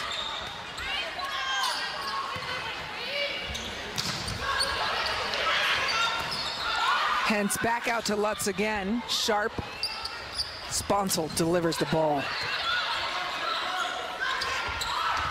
Third swing from Moretta Lutz. She puts it away. I'll tell you, UCLA's making Stanford work for their points. Moretta Lutz usually gets the kill on the first swing, but it takes 3 times, finally able to beat Zonamuno in the angle. Kevin Hamley, his arm around Alade, hard work as she came back out, and Morgan Hentz just got her 1,000th career dig. She's a sophomore. Amazing. That's amazing. Morgan Hentz, 16 digs tonight. Well, prior to last night's match, she had 26 digs to reach 1,000. So that must have been 26. Yep, so 10 digs last night, 16 tonight. And you see that milestone in liberos, but as a sophomore, not usually. Morgan Hentz is something special. What about that angle from Madeline Gates? Sharp angle. 17 kills for Madeline Gates right there. Just a sophomore for UCLA.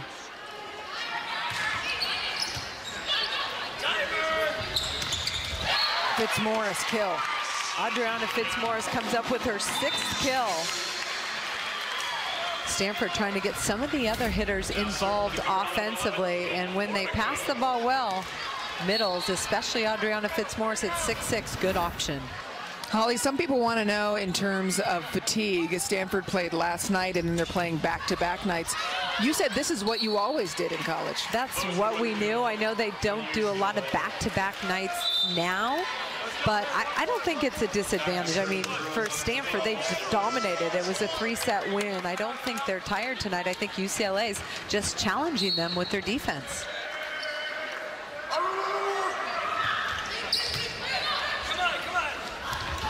Plummer from the backcourt.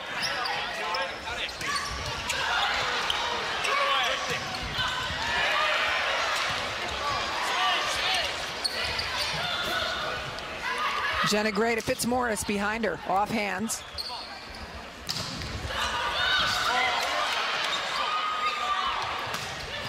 You can hear the men's team appreciating Stanford's play behind us. The defense, the digging of Stanford.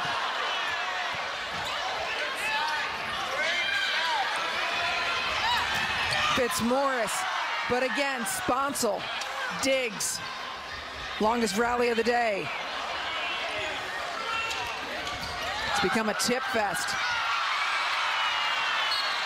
Are you kidding me?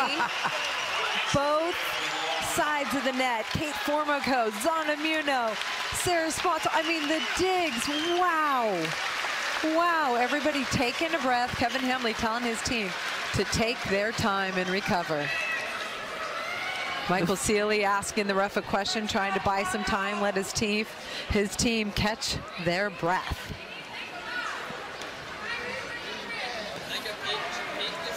Kevin Hamley checking it. Looks like maybe the rotation there as well. The crowd appreciating that rally. He was just asking a question to get his team a breather.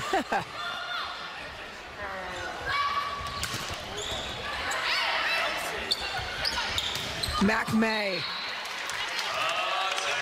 In transition, Mac May hitting that ball wide for UCLA. Stanford able to get out of that rotation.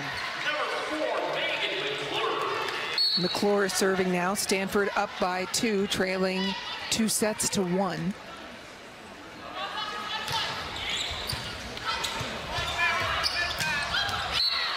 Whoa, the arm of Mac May coming through that ball. She gets on it quick. She started as a left side player this year for UCLA, and then Michael Sealy pushes her to the right, but I love that arm. Quick to the corner for UCLA. Mac May and Jenny Mosier, 2 freshmen contributing mightily for the Bruins this year. Catherine Plummer, that time she gets her feet to the ball, hits down into the block, but chisels it. It is serving for the Cardinal, number 21, Sydney Wilson. Sydney Wilson serving for Stanford. Formico and McClure back court with her. Outside. Gray.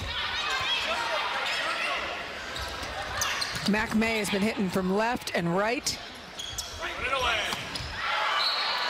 Ball got away from Plummer. UCLA making the rally longer. And that's what good defense does, and it puts a lot of pressure on the other team's opponents when you do that. As Rogers serves, we look again at Stanford's serve receive, hence taking up most of the court. Formico pushed to the side. They serve the freshman. She has a nice pass. Back court. Solo block by Gates. Madeline Gates one-on-one. Good press over on the back row attack from Megan McClure. Just 2 blocks for UCLA today. They have both been Gates versus Stanford's 11. I would like Stanford to get somebody else involved. Catherine Plummer getting so many sets. Use Alade when you can. This is a tough rotation, 2-hitter rotation. Kevin Hambley wants a timeout. UCLA leading by 1 off a 3-0 scoring run. If UCLA can capture this set, they win the match. Champions are created with team chemistry. Through the right side, there he goes. That imperfect mixture of unique talent, determination, and risk-taking. It's an experiment worth doing. Combining advanced moves In the lab and in the stadium. excellence, innovation, and going for it every time. we call it Pac-12 team chemistry. And it makes us who we are. No timeouts. No timeouts. Touchdown! No huddles. No huddles. Has a first down! Just non-stop game action. Yes! Cut down into one fast and furious hour. And he is gone. From online. He just muscles it. To the sideline. There's the shot! Football in 60 is the ideal football fix for the busy Pac-12 fan. Football in 60, presented by Pavilion. New episodes debut every Sunday night. Only on Pac-12 Network.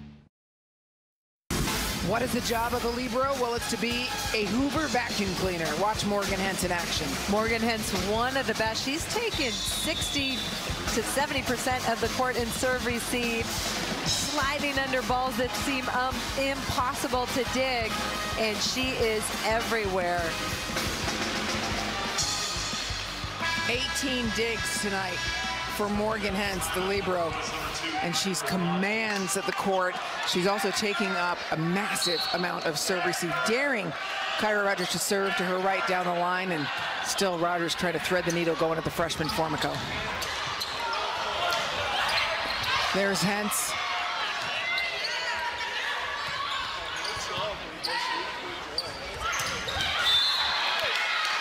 Gates, crossbody. I like Stanford's effort there to get Alade going, but UCLA digs it, and then Madeline Gates, 18 kills for UCLA. Gray outside. What a delivery to Plummer.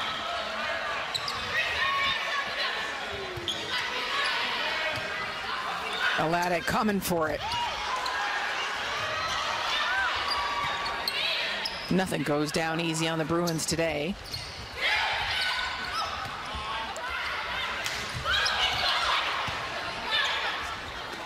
Jenna Gray having to attack that one.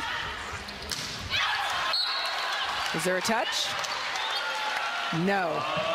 Michael Seeley cannot get to that challenge card fast enough. Ball, contact, player. On the blocker of Stanford. That's what he's challenging, but the defense of UCLA, they are everywhere.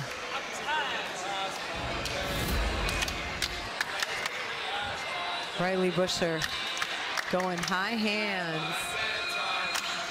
I like to see the baseline view. This view right here usually tells the story better.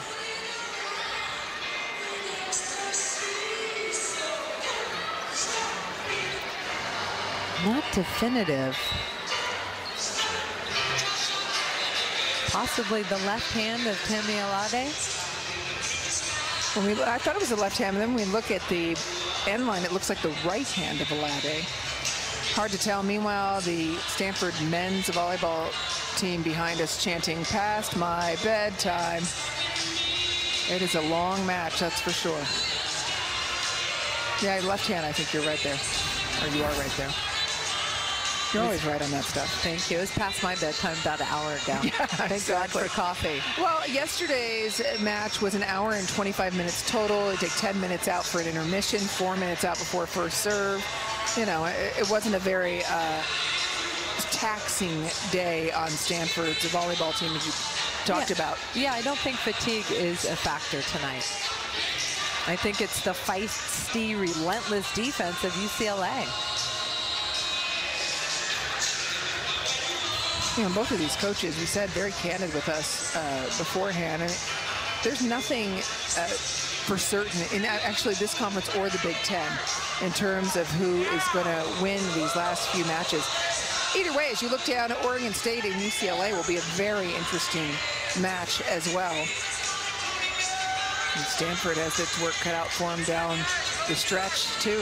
It's really been quite a year in conference play. You take a look at the RPI of these teams, and you can expect reasonably to have 8 teams from the conference in the tournament, maybe 9. Stanford 7 RPI. That is strength of schedule.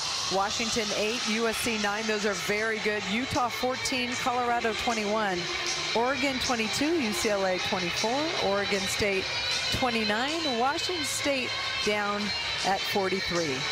Stanford has a match next week, next Wednesday, against Utah here in Stanford. And that's going to be a very challenging one as well, because Utah has had some spectacular moments this year.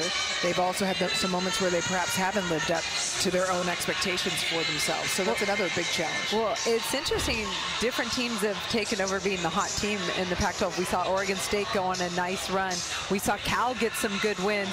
And then we saw Utah with a really hot start, and they kind of hit the skids a little bit, but working their way back. Yeah, Washington State had some nice wins, They did, too, early on. Yeah. Colorado, of course, we'd be remiss if we didn't talk about Colorado. Thank you for reminding me. Colorado has been a hot team, especially lately, and they're so tough in Boulder. Yeah. You can expect the Pac-12 to go deep into the NCAA tournament. The selection show is November 26th, this Sunday, where we'll find out where the teams will be going, first and second rounds.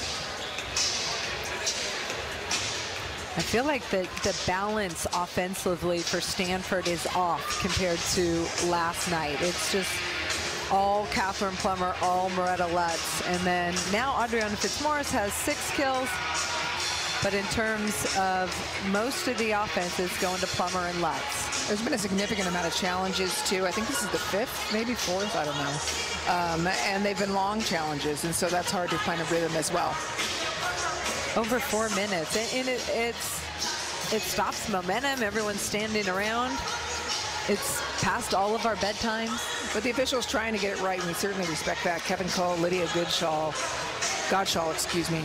Taking a look at this, remember it's a ball contact player.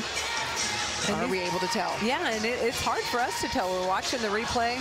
Hard to see if it's definitive or not, and she wants to be thorough when she's examining this challenge.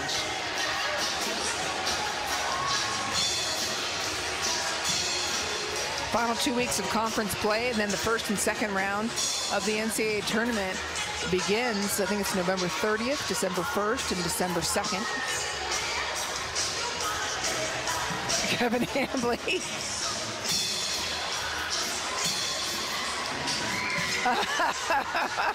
A little Zen meditation for Kevin Hambley. Michael Seeley on the other side doing the same thing. Oh, that's so funny, these two.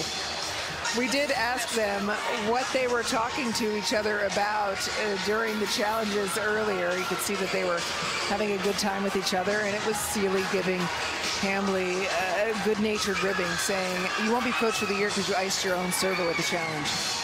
Just joking around with each other.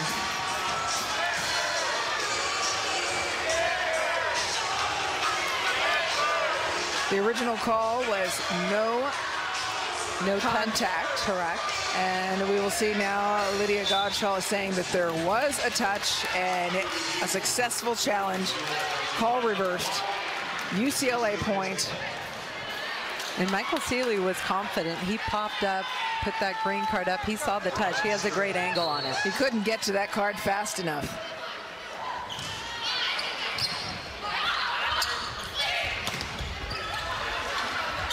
Chasing it down.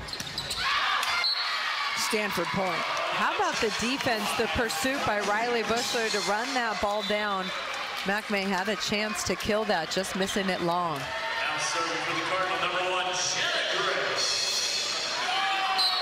Today's one of those days you hope you don't have a flight after the game because this match is going long. We are in the 4th set. UCLA up by 2. Two very highly skilled teams battling back and forth. Back to serve for Bruins number 14,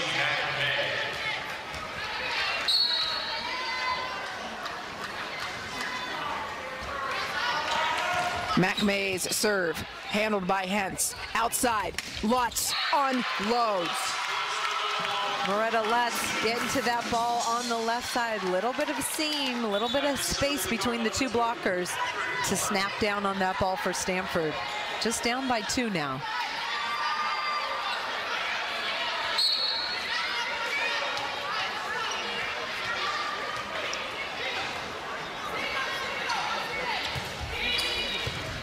Muno passes Plummer's serve. Bushler gets Plummer off the back line again. Super fast ball out to Riley Bushler. Credit Sarah Sponsel. Perfect feed. Zana Muno pushed that pass a little bit to the left, but Riley Bushler getting on that ball so fast. Quick snap, quick arm swing. Rare that you see Plummer come off the court, but Caitlin Keefe has just subbed in. Keefe passed that ball. Lutz, back corner. Moretta Lutz, kill number 17 for the redshirt senior from Houston, Texas.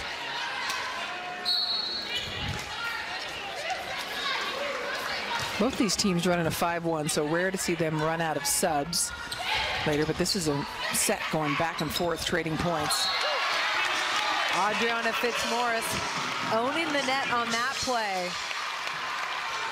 I love her handwork. She gets her feet to the ball, good press over, and this one comes really tight, and she wins the joust. Down the line, Bushler pass, Sponsel back. Caitlin Keefe, big dig.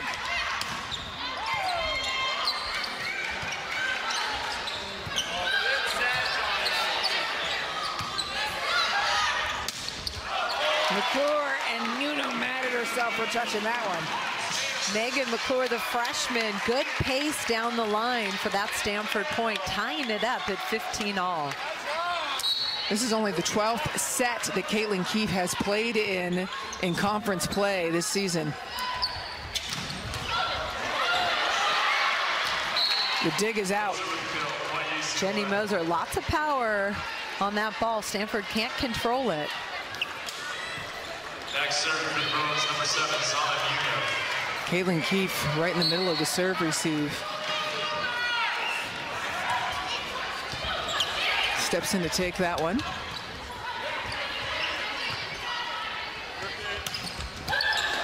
On the run, Hentz.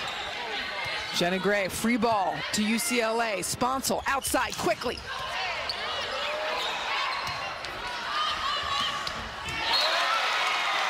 She's in the head. Long rally, and Megan McClure mixing up her offense, just cuffs it down the line. Good snap, high contact. Backcourt for Stanford, Kate Formico serving, Caitlin Keefe and Morgan Hentz. Smaller front line for Stanford as well. Kyra Rogers with a quick attack through the middle. She's undersized for a middle, but she's so quick and athletic. Gets her second kill on the night. Interesting to look at Jenna Gray at 6'1", McClure at 6 foot, pins in the mid on the front, although Gray setting, and then you can go from there to 6'8", 6'6", 6'6". UCLA, just the defense staying in the rally, making good swings. Jenny Moser, believe that's 17 kills for her now. Sponsel serving. Hence on the money, outside. One blocker, not gonna be enough. Jenna Gray goes so fast out to Megan McClure, and she's a little bit undersized, but when she gets that fastball, she's got lots of pop, lots of power, and some good tools in her toolbox. Plummer back in now up front. Caitlin Keefe next to her sister on the sidelines.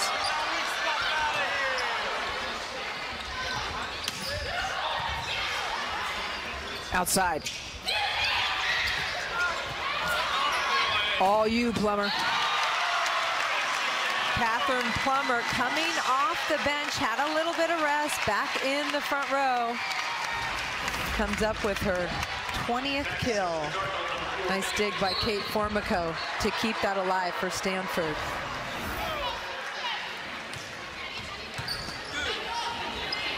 Outside. Plummer backing way up, making herself available. Again, that's her job.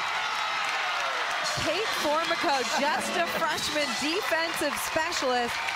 Great digging by her. She just steps right in, just stabs the ball. It's coming at her fast. A little bit of self-defense, but she's controlling it.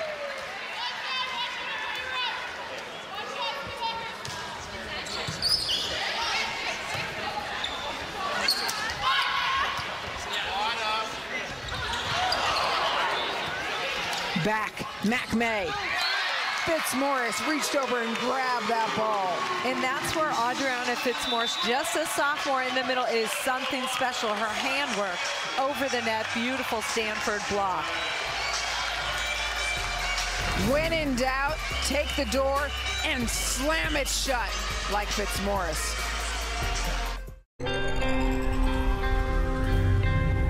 Hi, my name is Tegan Blacker. I'm from Australia and I play for UCLA women's soccer team. When I came here on my recruiting trip, I absolutely loved it. I was like, wow, America's really got it all compared to Australia. The college experience, regardless of sporting, is so much different to Australia. So adding like the soccer and adding like performance training and everything we get on top of the academics, I was like, wow, this is a whole new world. UCLA is just like incredible mixture of both, and I just knew that I was like, this is what I want to do. I want to get a degree. I want to play soccer. This team is my second family. They're incredible. I can approach any of them about any dramas I have, and everyone's super helpful and nice. Obviously, like I said it before, I'll say it again. It's one of the best dynamics I've had on the team before in my life, so I absolutely love them all. My name is Tegan Blacker. I play for UCLA women's soccer team. Go Bruins! Stanford on a 4-0 run. Pac-12 volleyball presented by Tashi Kara. The Pac-12 champions trying to push it to a fifth set. I'll tell you right now, UCLA hitting 136 and Stanford hitting 209. So both teams' hitting percentages have come way down since the earlier sets.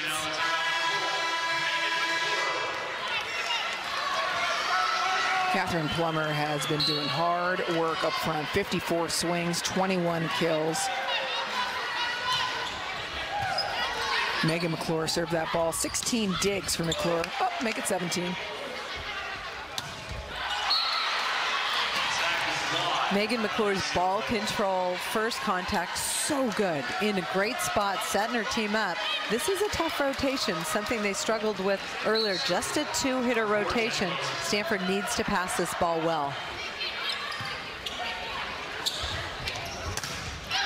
Use of the block by Catherine Plummer. That time UCLA had a big block in front of her, but Plummer going off the hands, finding a way to get her 22nd kill. Stanford leading by 2, wanting to push it to a fifth set.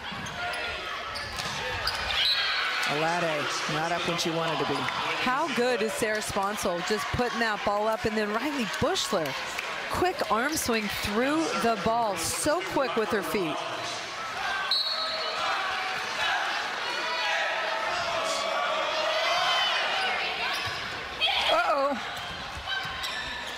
They caught a break there with that not being a kill. McClure. She's had some shots today. Really smart offensive decisions. That's her 7th kill. But Megan McClure, great night last night against USC. Another solid performance from her tonight.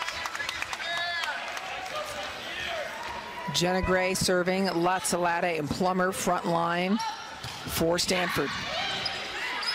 Sponsel outside, Bushler. Pushed back. Big time block, Moretta Lutz, Tammy Alade. They went quiet a little bit in terms of blocks, but this time, Moretta Lutz way over the net. Tammy Alade actually got all of that, but Lutz setting up the block on the outside.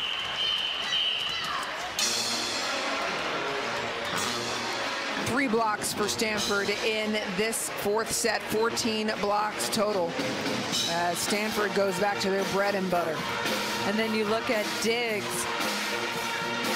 79 for UCLA compared to 68 for Stanford, but then Stanford's got the, excuse me, I just got hit with the ball. When a ball's not in play. Yeah. 14 blocks compared to 2 blocks for UCLA. Okay. The ball that hit you, a ball girl playing in behind, feels bad now. As Hollywood are the best defenders, but you got to be looking at the ball in order to make that happen. It's just from the side. It was behind me. I'm focused here. Exactly. Well, you're focused here on this match. Thank you for stats coming through, because Stanford has only had 1 conference loss. It was to Washington last week. But Holly, how important is this test for them this week? Well, I think it's a good challenge. We saw them just get challenged last week, and they responded really well. Last night played amazing, but UCLA really pushing and making them uncomfortable with their relentless defense. It's been a huge factor tonight. If Stanford can push it to a 5th set, do you feel like one team or the other has the advantage? Not really. If you say defensively, obviously UCLA at the net, Stanford, so it really evens itself out.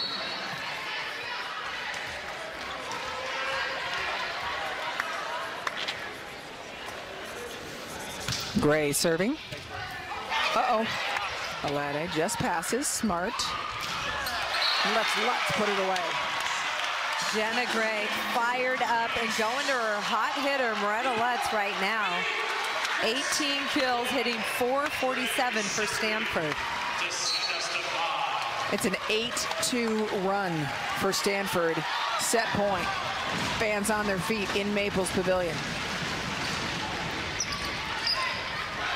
Middle. Gates lays it out. Good pass. UCLA has really focused on their passing, done a good job on that first contact. Madeline Gates, 19 kills.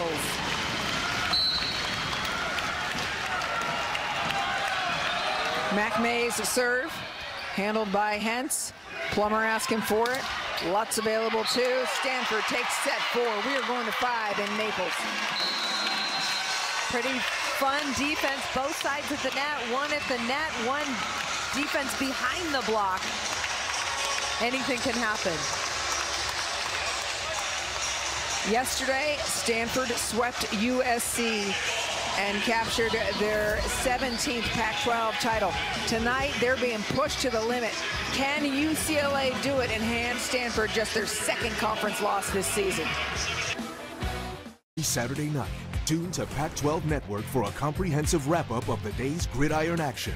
On Pac-12 Final Score, Mike Yam and a revolving panel of experts. Best of the best of Week 8. Highlight all the big plays, big hits, and big upsets. Over the middle, touchdown! From the biggest college football day of the week. All he does is score touchdowns. Pac-12 Final Score, every Saturday night on Pac-12 Network.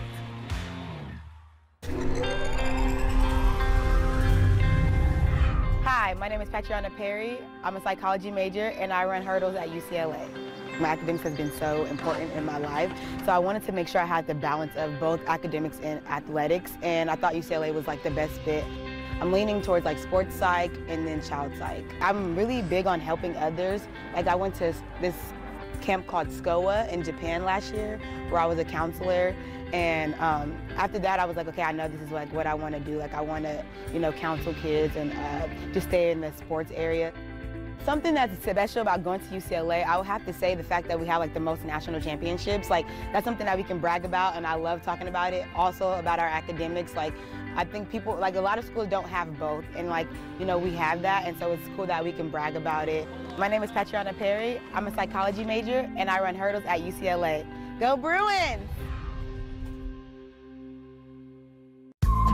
There's no place like home. Especially when home is no place like home. And with Pac-12 Now, you have 24/7 access to all 7 Pac-12 Network's channels, whenever you want to watch. So wherever you might be, Beautiful shot. Wow. You'll have home field advantage. Oh, that is just gorgeous. With Pac-12 Now. Download today.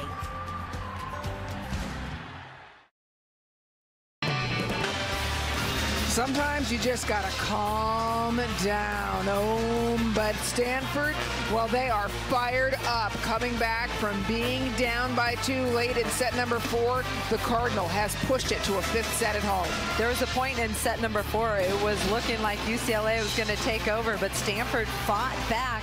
They lead in hitting percentage. We've talked about the block advantage, dig advantage going to UCLA.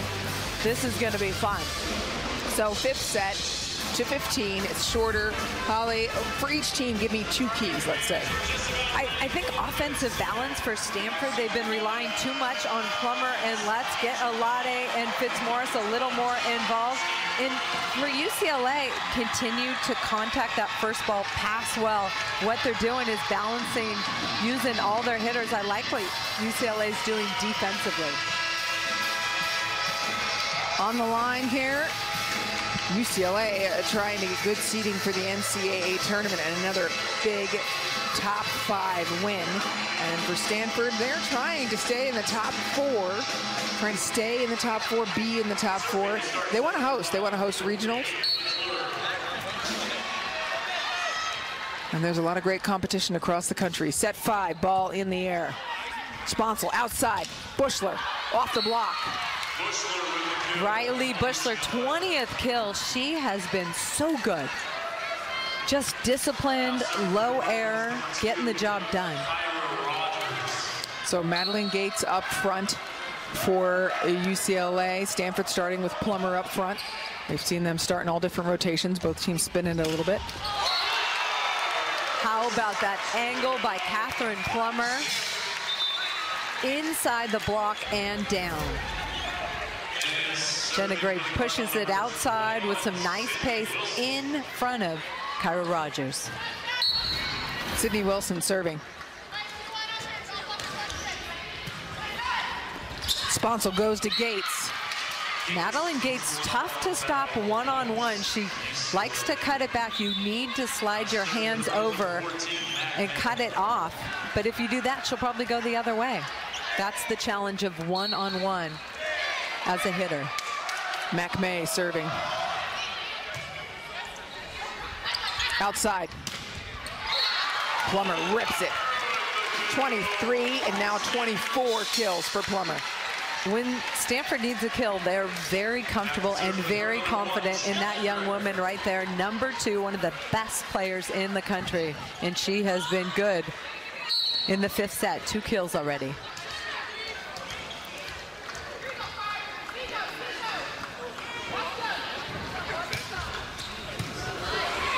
Sponsel outside to Bushler, off hands. Trading blows back and forth, UCLA and Stanford. Fastball again out to Bushler, and she's finding space to beat that Stanford block. Hence in the middle of the court for Stanford. Plummer down the line, that is where the serve goes, but Hence moves her out of the way. Alade straight down. Great pass by Morgan Hence, and then Tammy Alade giving Stanford some offense out of the middle. And here's the one-on-one battle. Gates and Alade going back and forth at one another.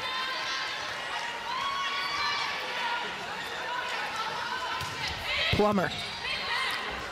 That's a serve we know from her. Bushler She is unconscious tonight. Riley Bushler, 22 kills. So good. Unbelievable. Kind of runs an X play out of the back row. This is not easy to do. She's low error tonight, just 7 errors. She swung 49 times, has 13 digs, a double-double for her. Tight pass, that ball. Kyra Rogers way over the net for UCLA, waiting for that one. Both teams error-free in their attacking in this 5th set. UCLA just 1 point advantage in this 5th set right now. Scary big block in for Stanford with Fitzmaurice and Lutz. Those two are kind of like cornflakes and milk for these days.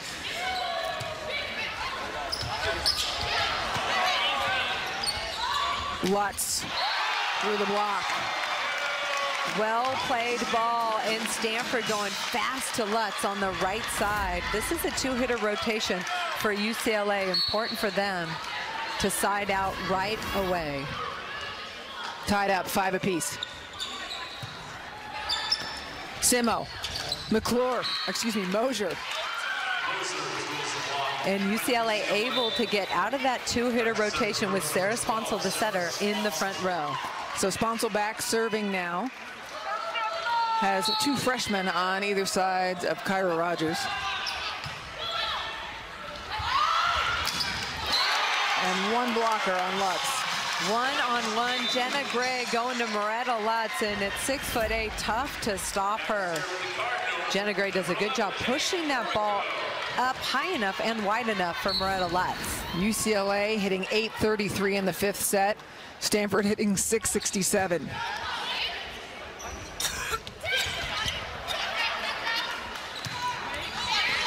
McClure. Still in play, and Bushler attacks it. Giving nothing away is Fitzmaurice. Fitzmaurice attacking where the defender was, and it was hard to get back in position that quick. Sarah Sponsel was off the court, and she attacks right between the 2 defenders in the corner. Formico back in. Setting Bushler from the backcourt a lot.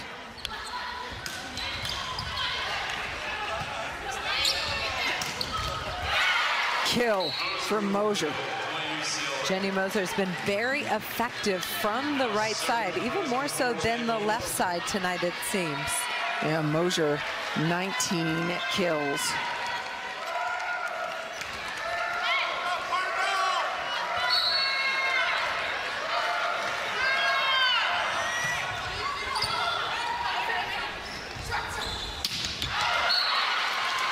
High ball from McClure is not good. UCLA getting a little tweak in the pass. Stanford out of system into a predictable offense, and it pays off. The teams had changed sides, and it's as close as it can be at the 8-point break. 8-7 UCLA, slight edge. Chemistry.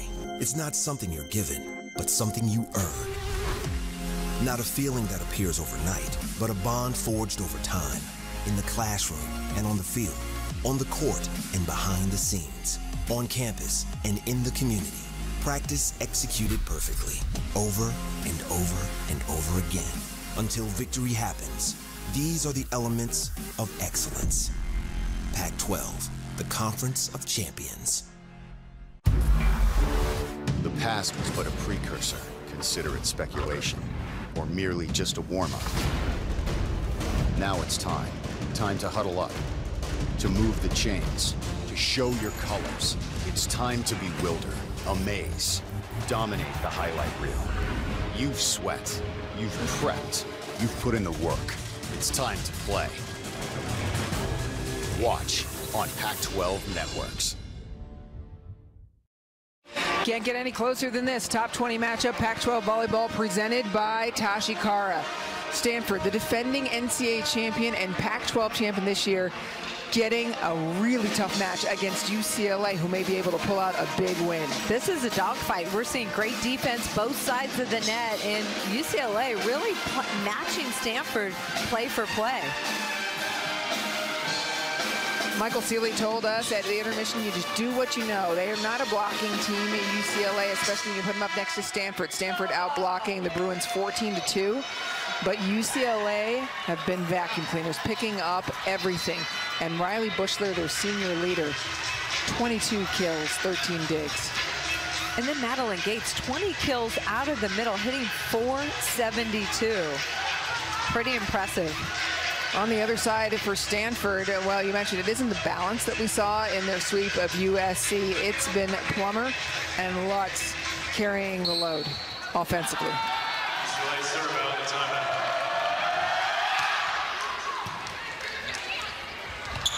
Back to Fitzmaurice. Door closed by Bushler and Rogers.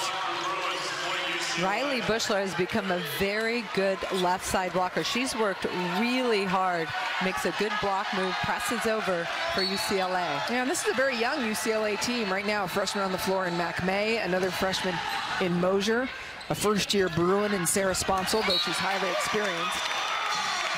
How about that angle from Megan McClure? So quick, nice arm swing, and hits a very sharp angle on a very flat, quick set, splitting the two defenders from UCLA. Close set, it only goes to 15. Only 2 hitters up front for Stanford in this rotation. Of course, it's 2 of the biggest blockers and hitters.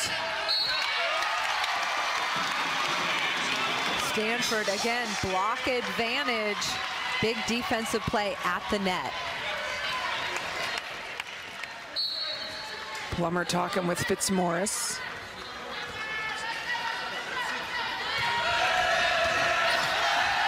Outside. What a dig. Hence puts herself right in the seam of the block. And then a change of pace, a jelly roll from Plummer. Morgan Hintz just steps into the seam between the 2 blockers, the area that Riley Bushler has been attacking, and then Catherine Plummer with the perfectly perfected top spin ball to the middle of the court. A 3-0 run from Stanford gives them a 1-point lead. We'll step away, 5 or 6 points to go.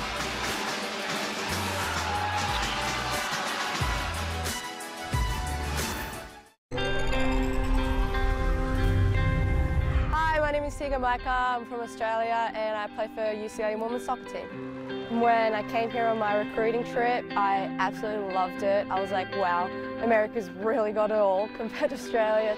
The college experience, regardless of sporting, is so much different to Australia. So adding like the soccer and adding like performance training and everything we get on top of the academics, I was like, wow, this is a whole new world. UCLA is this like incredible mixture of both, and I just knew that I was like, this is what I want to do. I want to get a degree. I want to play soccer. This team is my second family. They're incredible. I can approach any of them about any dramas I have, and everyone's super helpful and nice. So like I said it before, I'll say it again. It's one of the best dynamics I've had on the team before in my life, so I absolutely love them all. My name is Tegan Blacker. I play for UCLA women's soccer team. Go Bruins! Welcome back. A 3-0 run by Stanford has given them the slightest of edges in set number 5.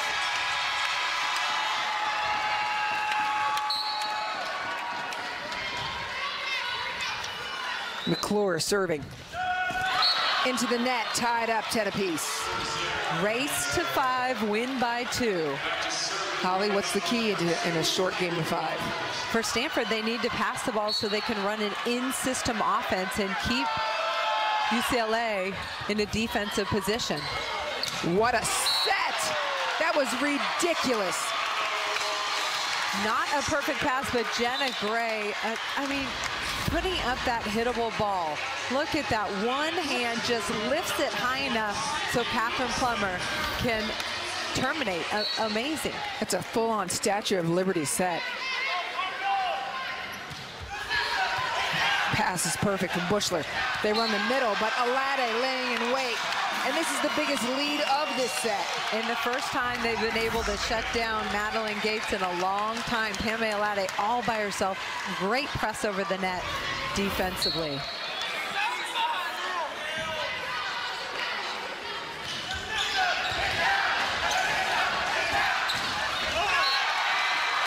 to what they know. Alade and Plummer, 17 team blocks for the Stanford Cardinal. Coach Michael Seeley for UCLA fired up, trying to energize his team to push right now. Stanford knows blocking. Door is closed as they build a wall.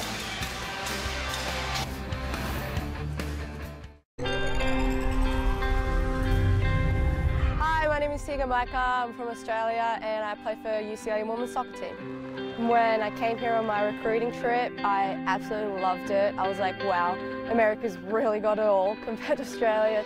The college experience, regardless of sporting, is so much different to Australia. So adding like the soccer and adding like performance training and everything we get on top of the academics, I was like, wow, this is a whole new world. UCLA is this like incredible mixture of both, and I just knew that I was like, this is what I want to do. I want to get a degree. I want to play soccer. This team is my second family. They're incredible. I can approach any of them about any dramas I have, and everyone's super helpful and nice. Obviously, like I said it before, I'll say it again. It's one of the best dynamics I've had on the team before in my life, so I absolutely love them all. My name is Tegan Blacker. I play for UCLA women's soccer team. Go Bruins!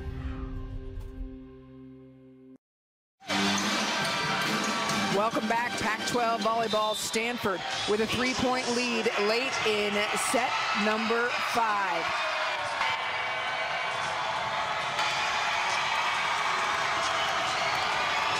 Sydney Wilson serving for Stanford.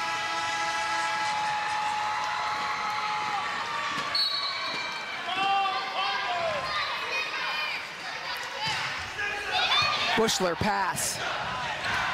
Gates in the middle. Big time swing by Madeline Gates in the middle after she got blocked. She stays aggressive.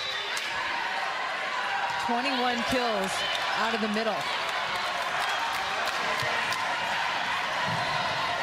This is really a must-win point for the Bruins. Stanford has been perfect at home this season. Outside. Plummer puts Stanford at match point. Plummer so good with so much on the line for Stanford.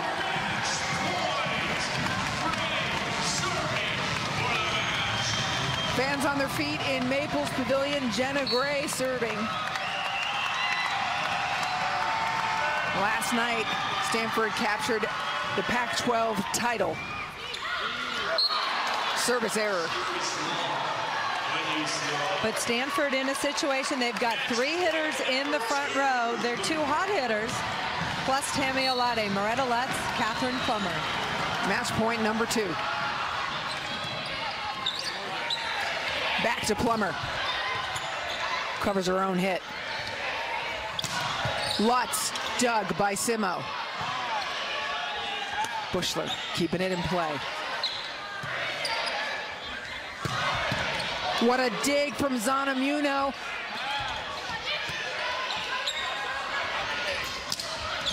And Gates puts it away. UCLA within 1. Look at the fight from UCLA. Long rally. Gates comes up with another big UCLA kill. Let's take a look at that rally again. Just watching the way that UCLA defensively positions themselves. Starting with Riley Bushler on the serve. Good pass. Catherine Plummer on the right side. Good block touch by Moser. UCLA resets, and then Moretta Lutz on a big swing. Zanamuno in transition, extending the rally. Zanamuno again with another dig. A cover, and then Gates in transition for UCLA right between the 2 Stanford blockers. Madeline Gates and Riley Bushler with 2 kills apiece. UCLA within 1. If UCLA has a nice pass, who do you want to see hit the ball? Well, UCLA's serving right now, so It's all about Stanford. Can they pass the ball well enough to get one of their hitters in system, fast ball on the pin? And then coming back, I mean, that's Catherine Plummer on that side, right? Most likely, yeah. Yeah, and so if UCLA has a nice pass, though, out of that, who do you think can put it away? for UCLA, Madeline Gates has been the hot hitter, hitting for a very high percentage. I would go to her.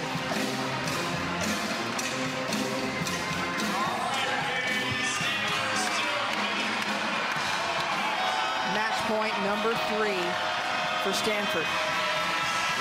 Bushler serving. Lutz is up front as well for Stanford. Lutz hitting .476 today. Plummer hits the first ball. Everybody overloaded. And Plummer puts it away.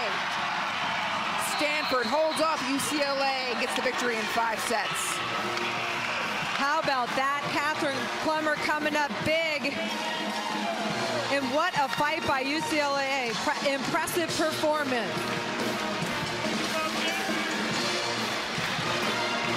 Take a look at match point one more time as Bushler serves.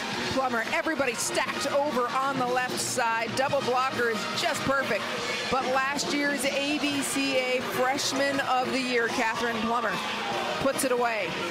It's a big 2 days for the Stanford Cardinal. Yesterday, the Cardinal captured the Pac-12 conference title for the first time since 2014. Today, they were tested and responded.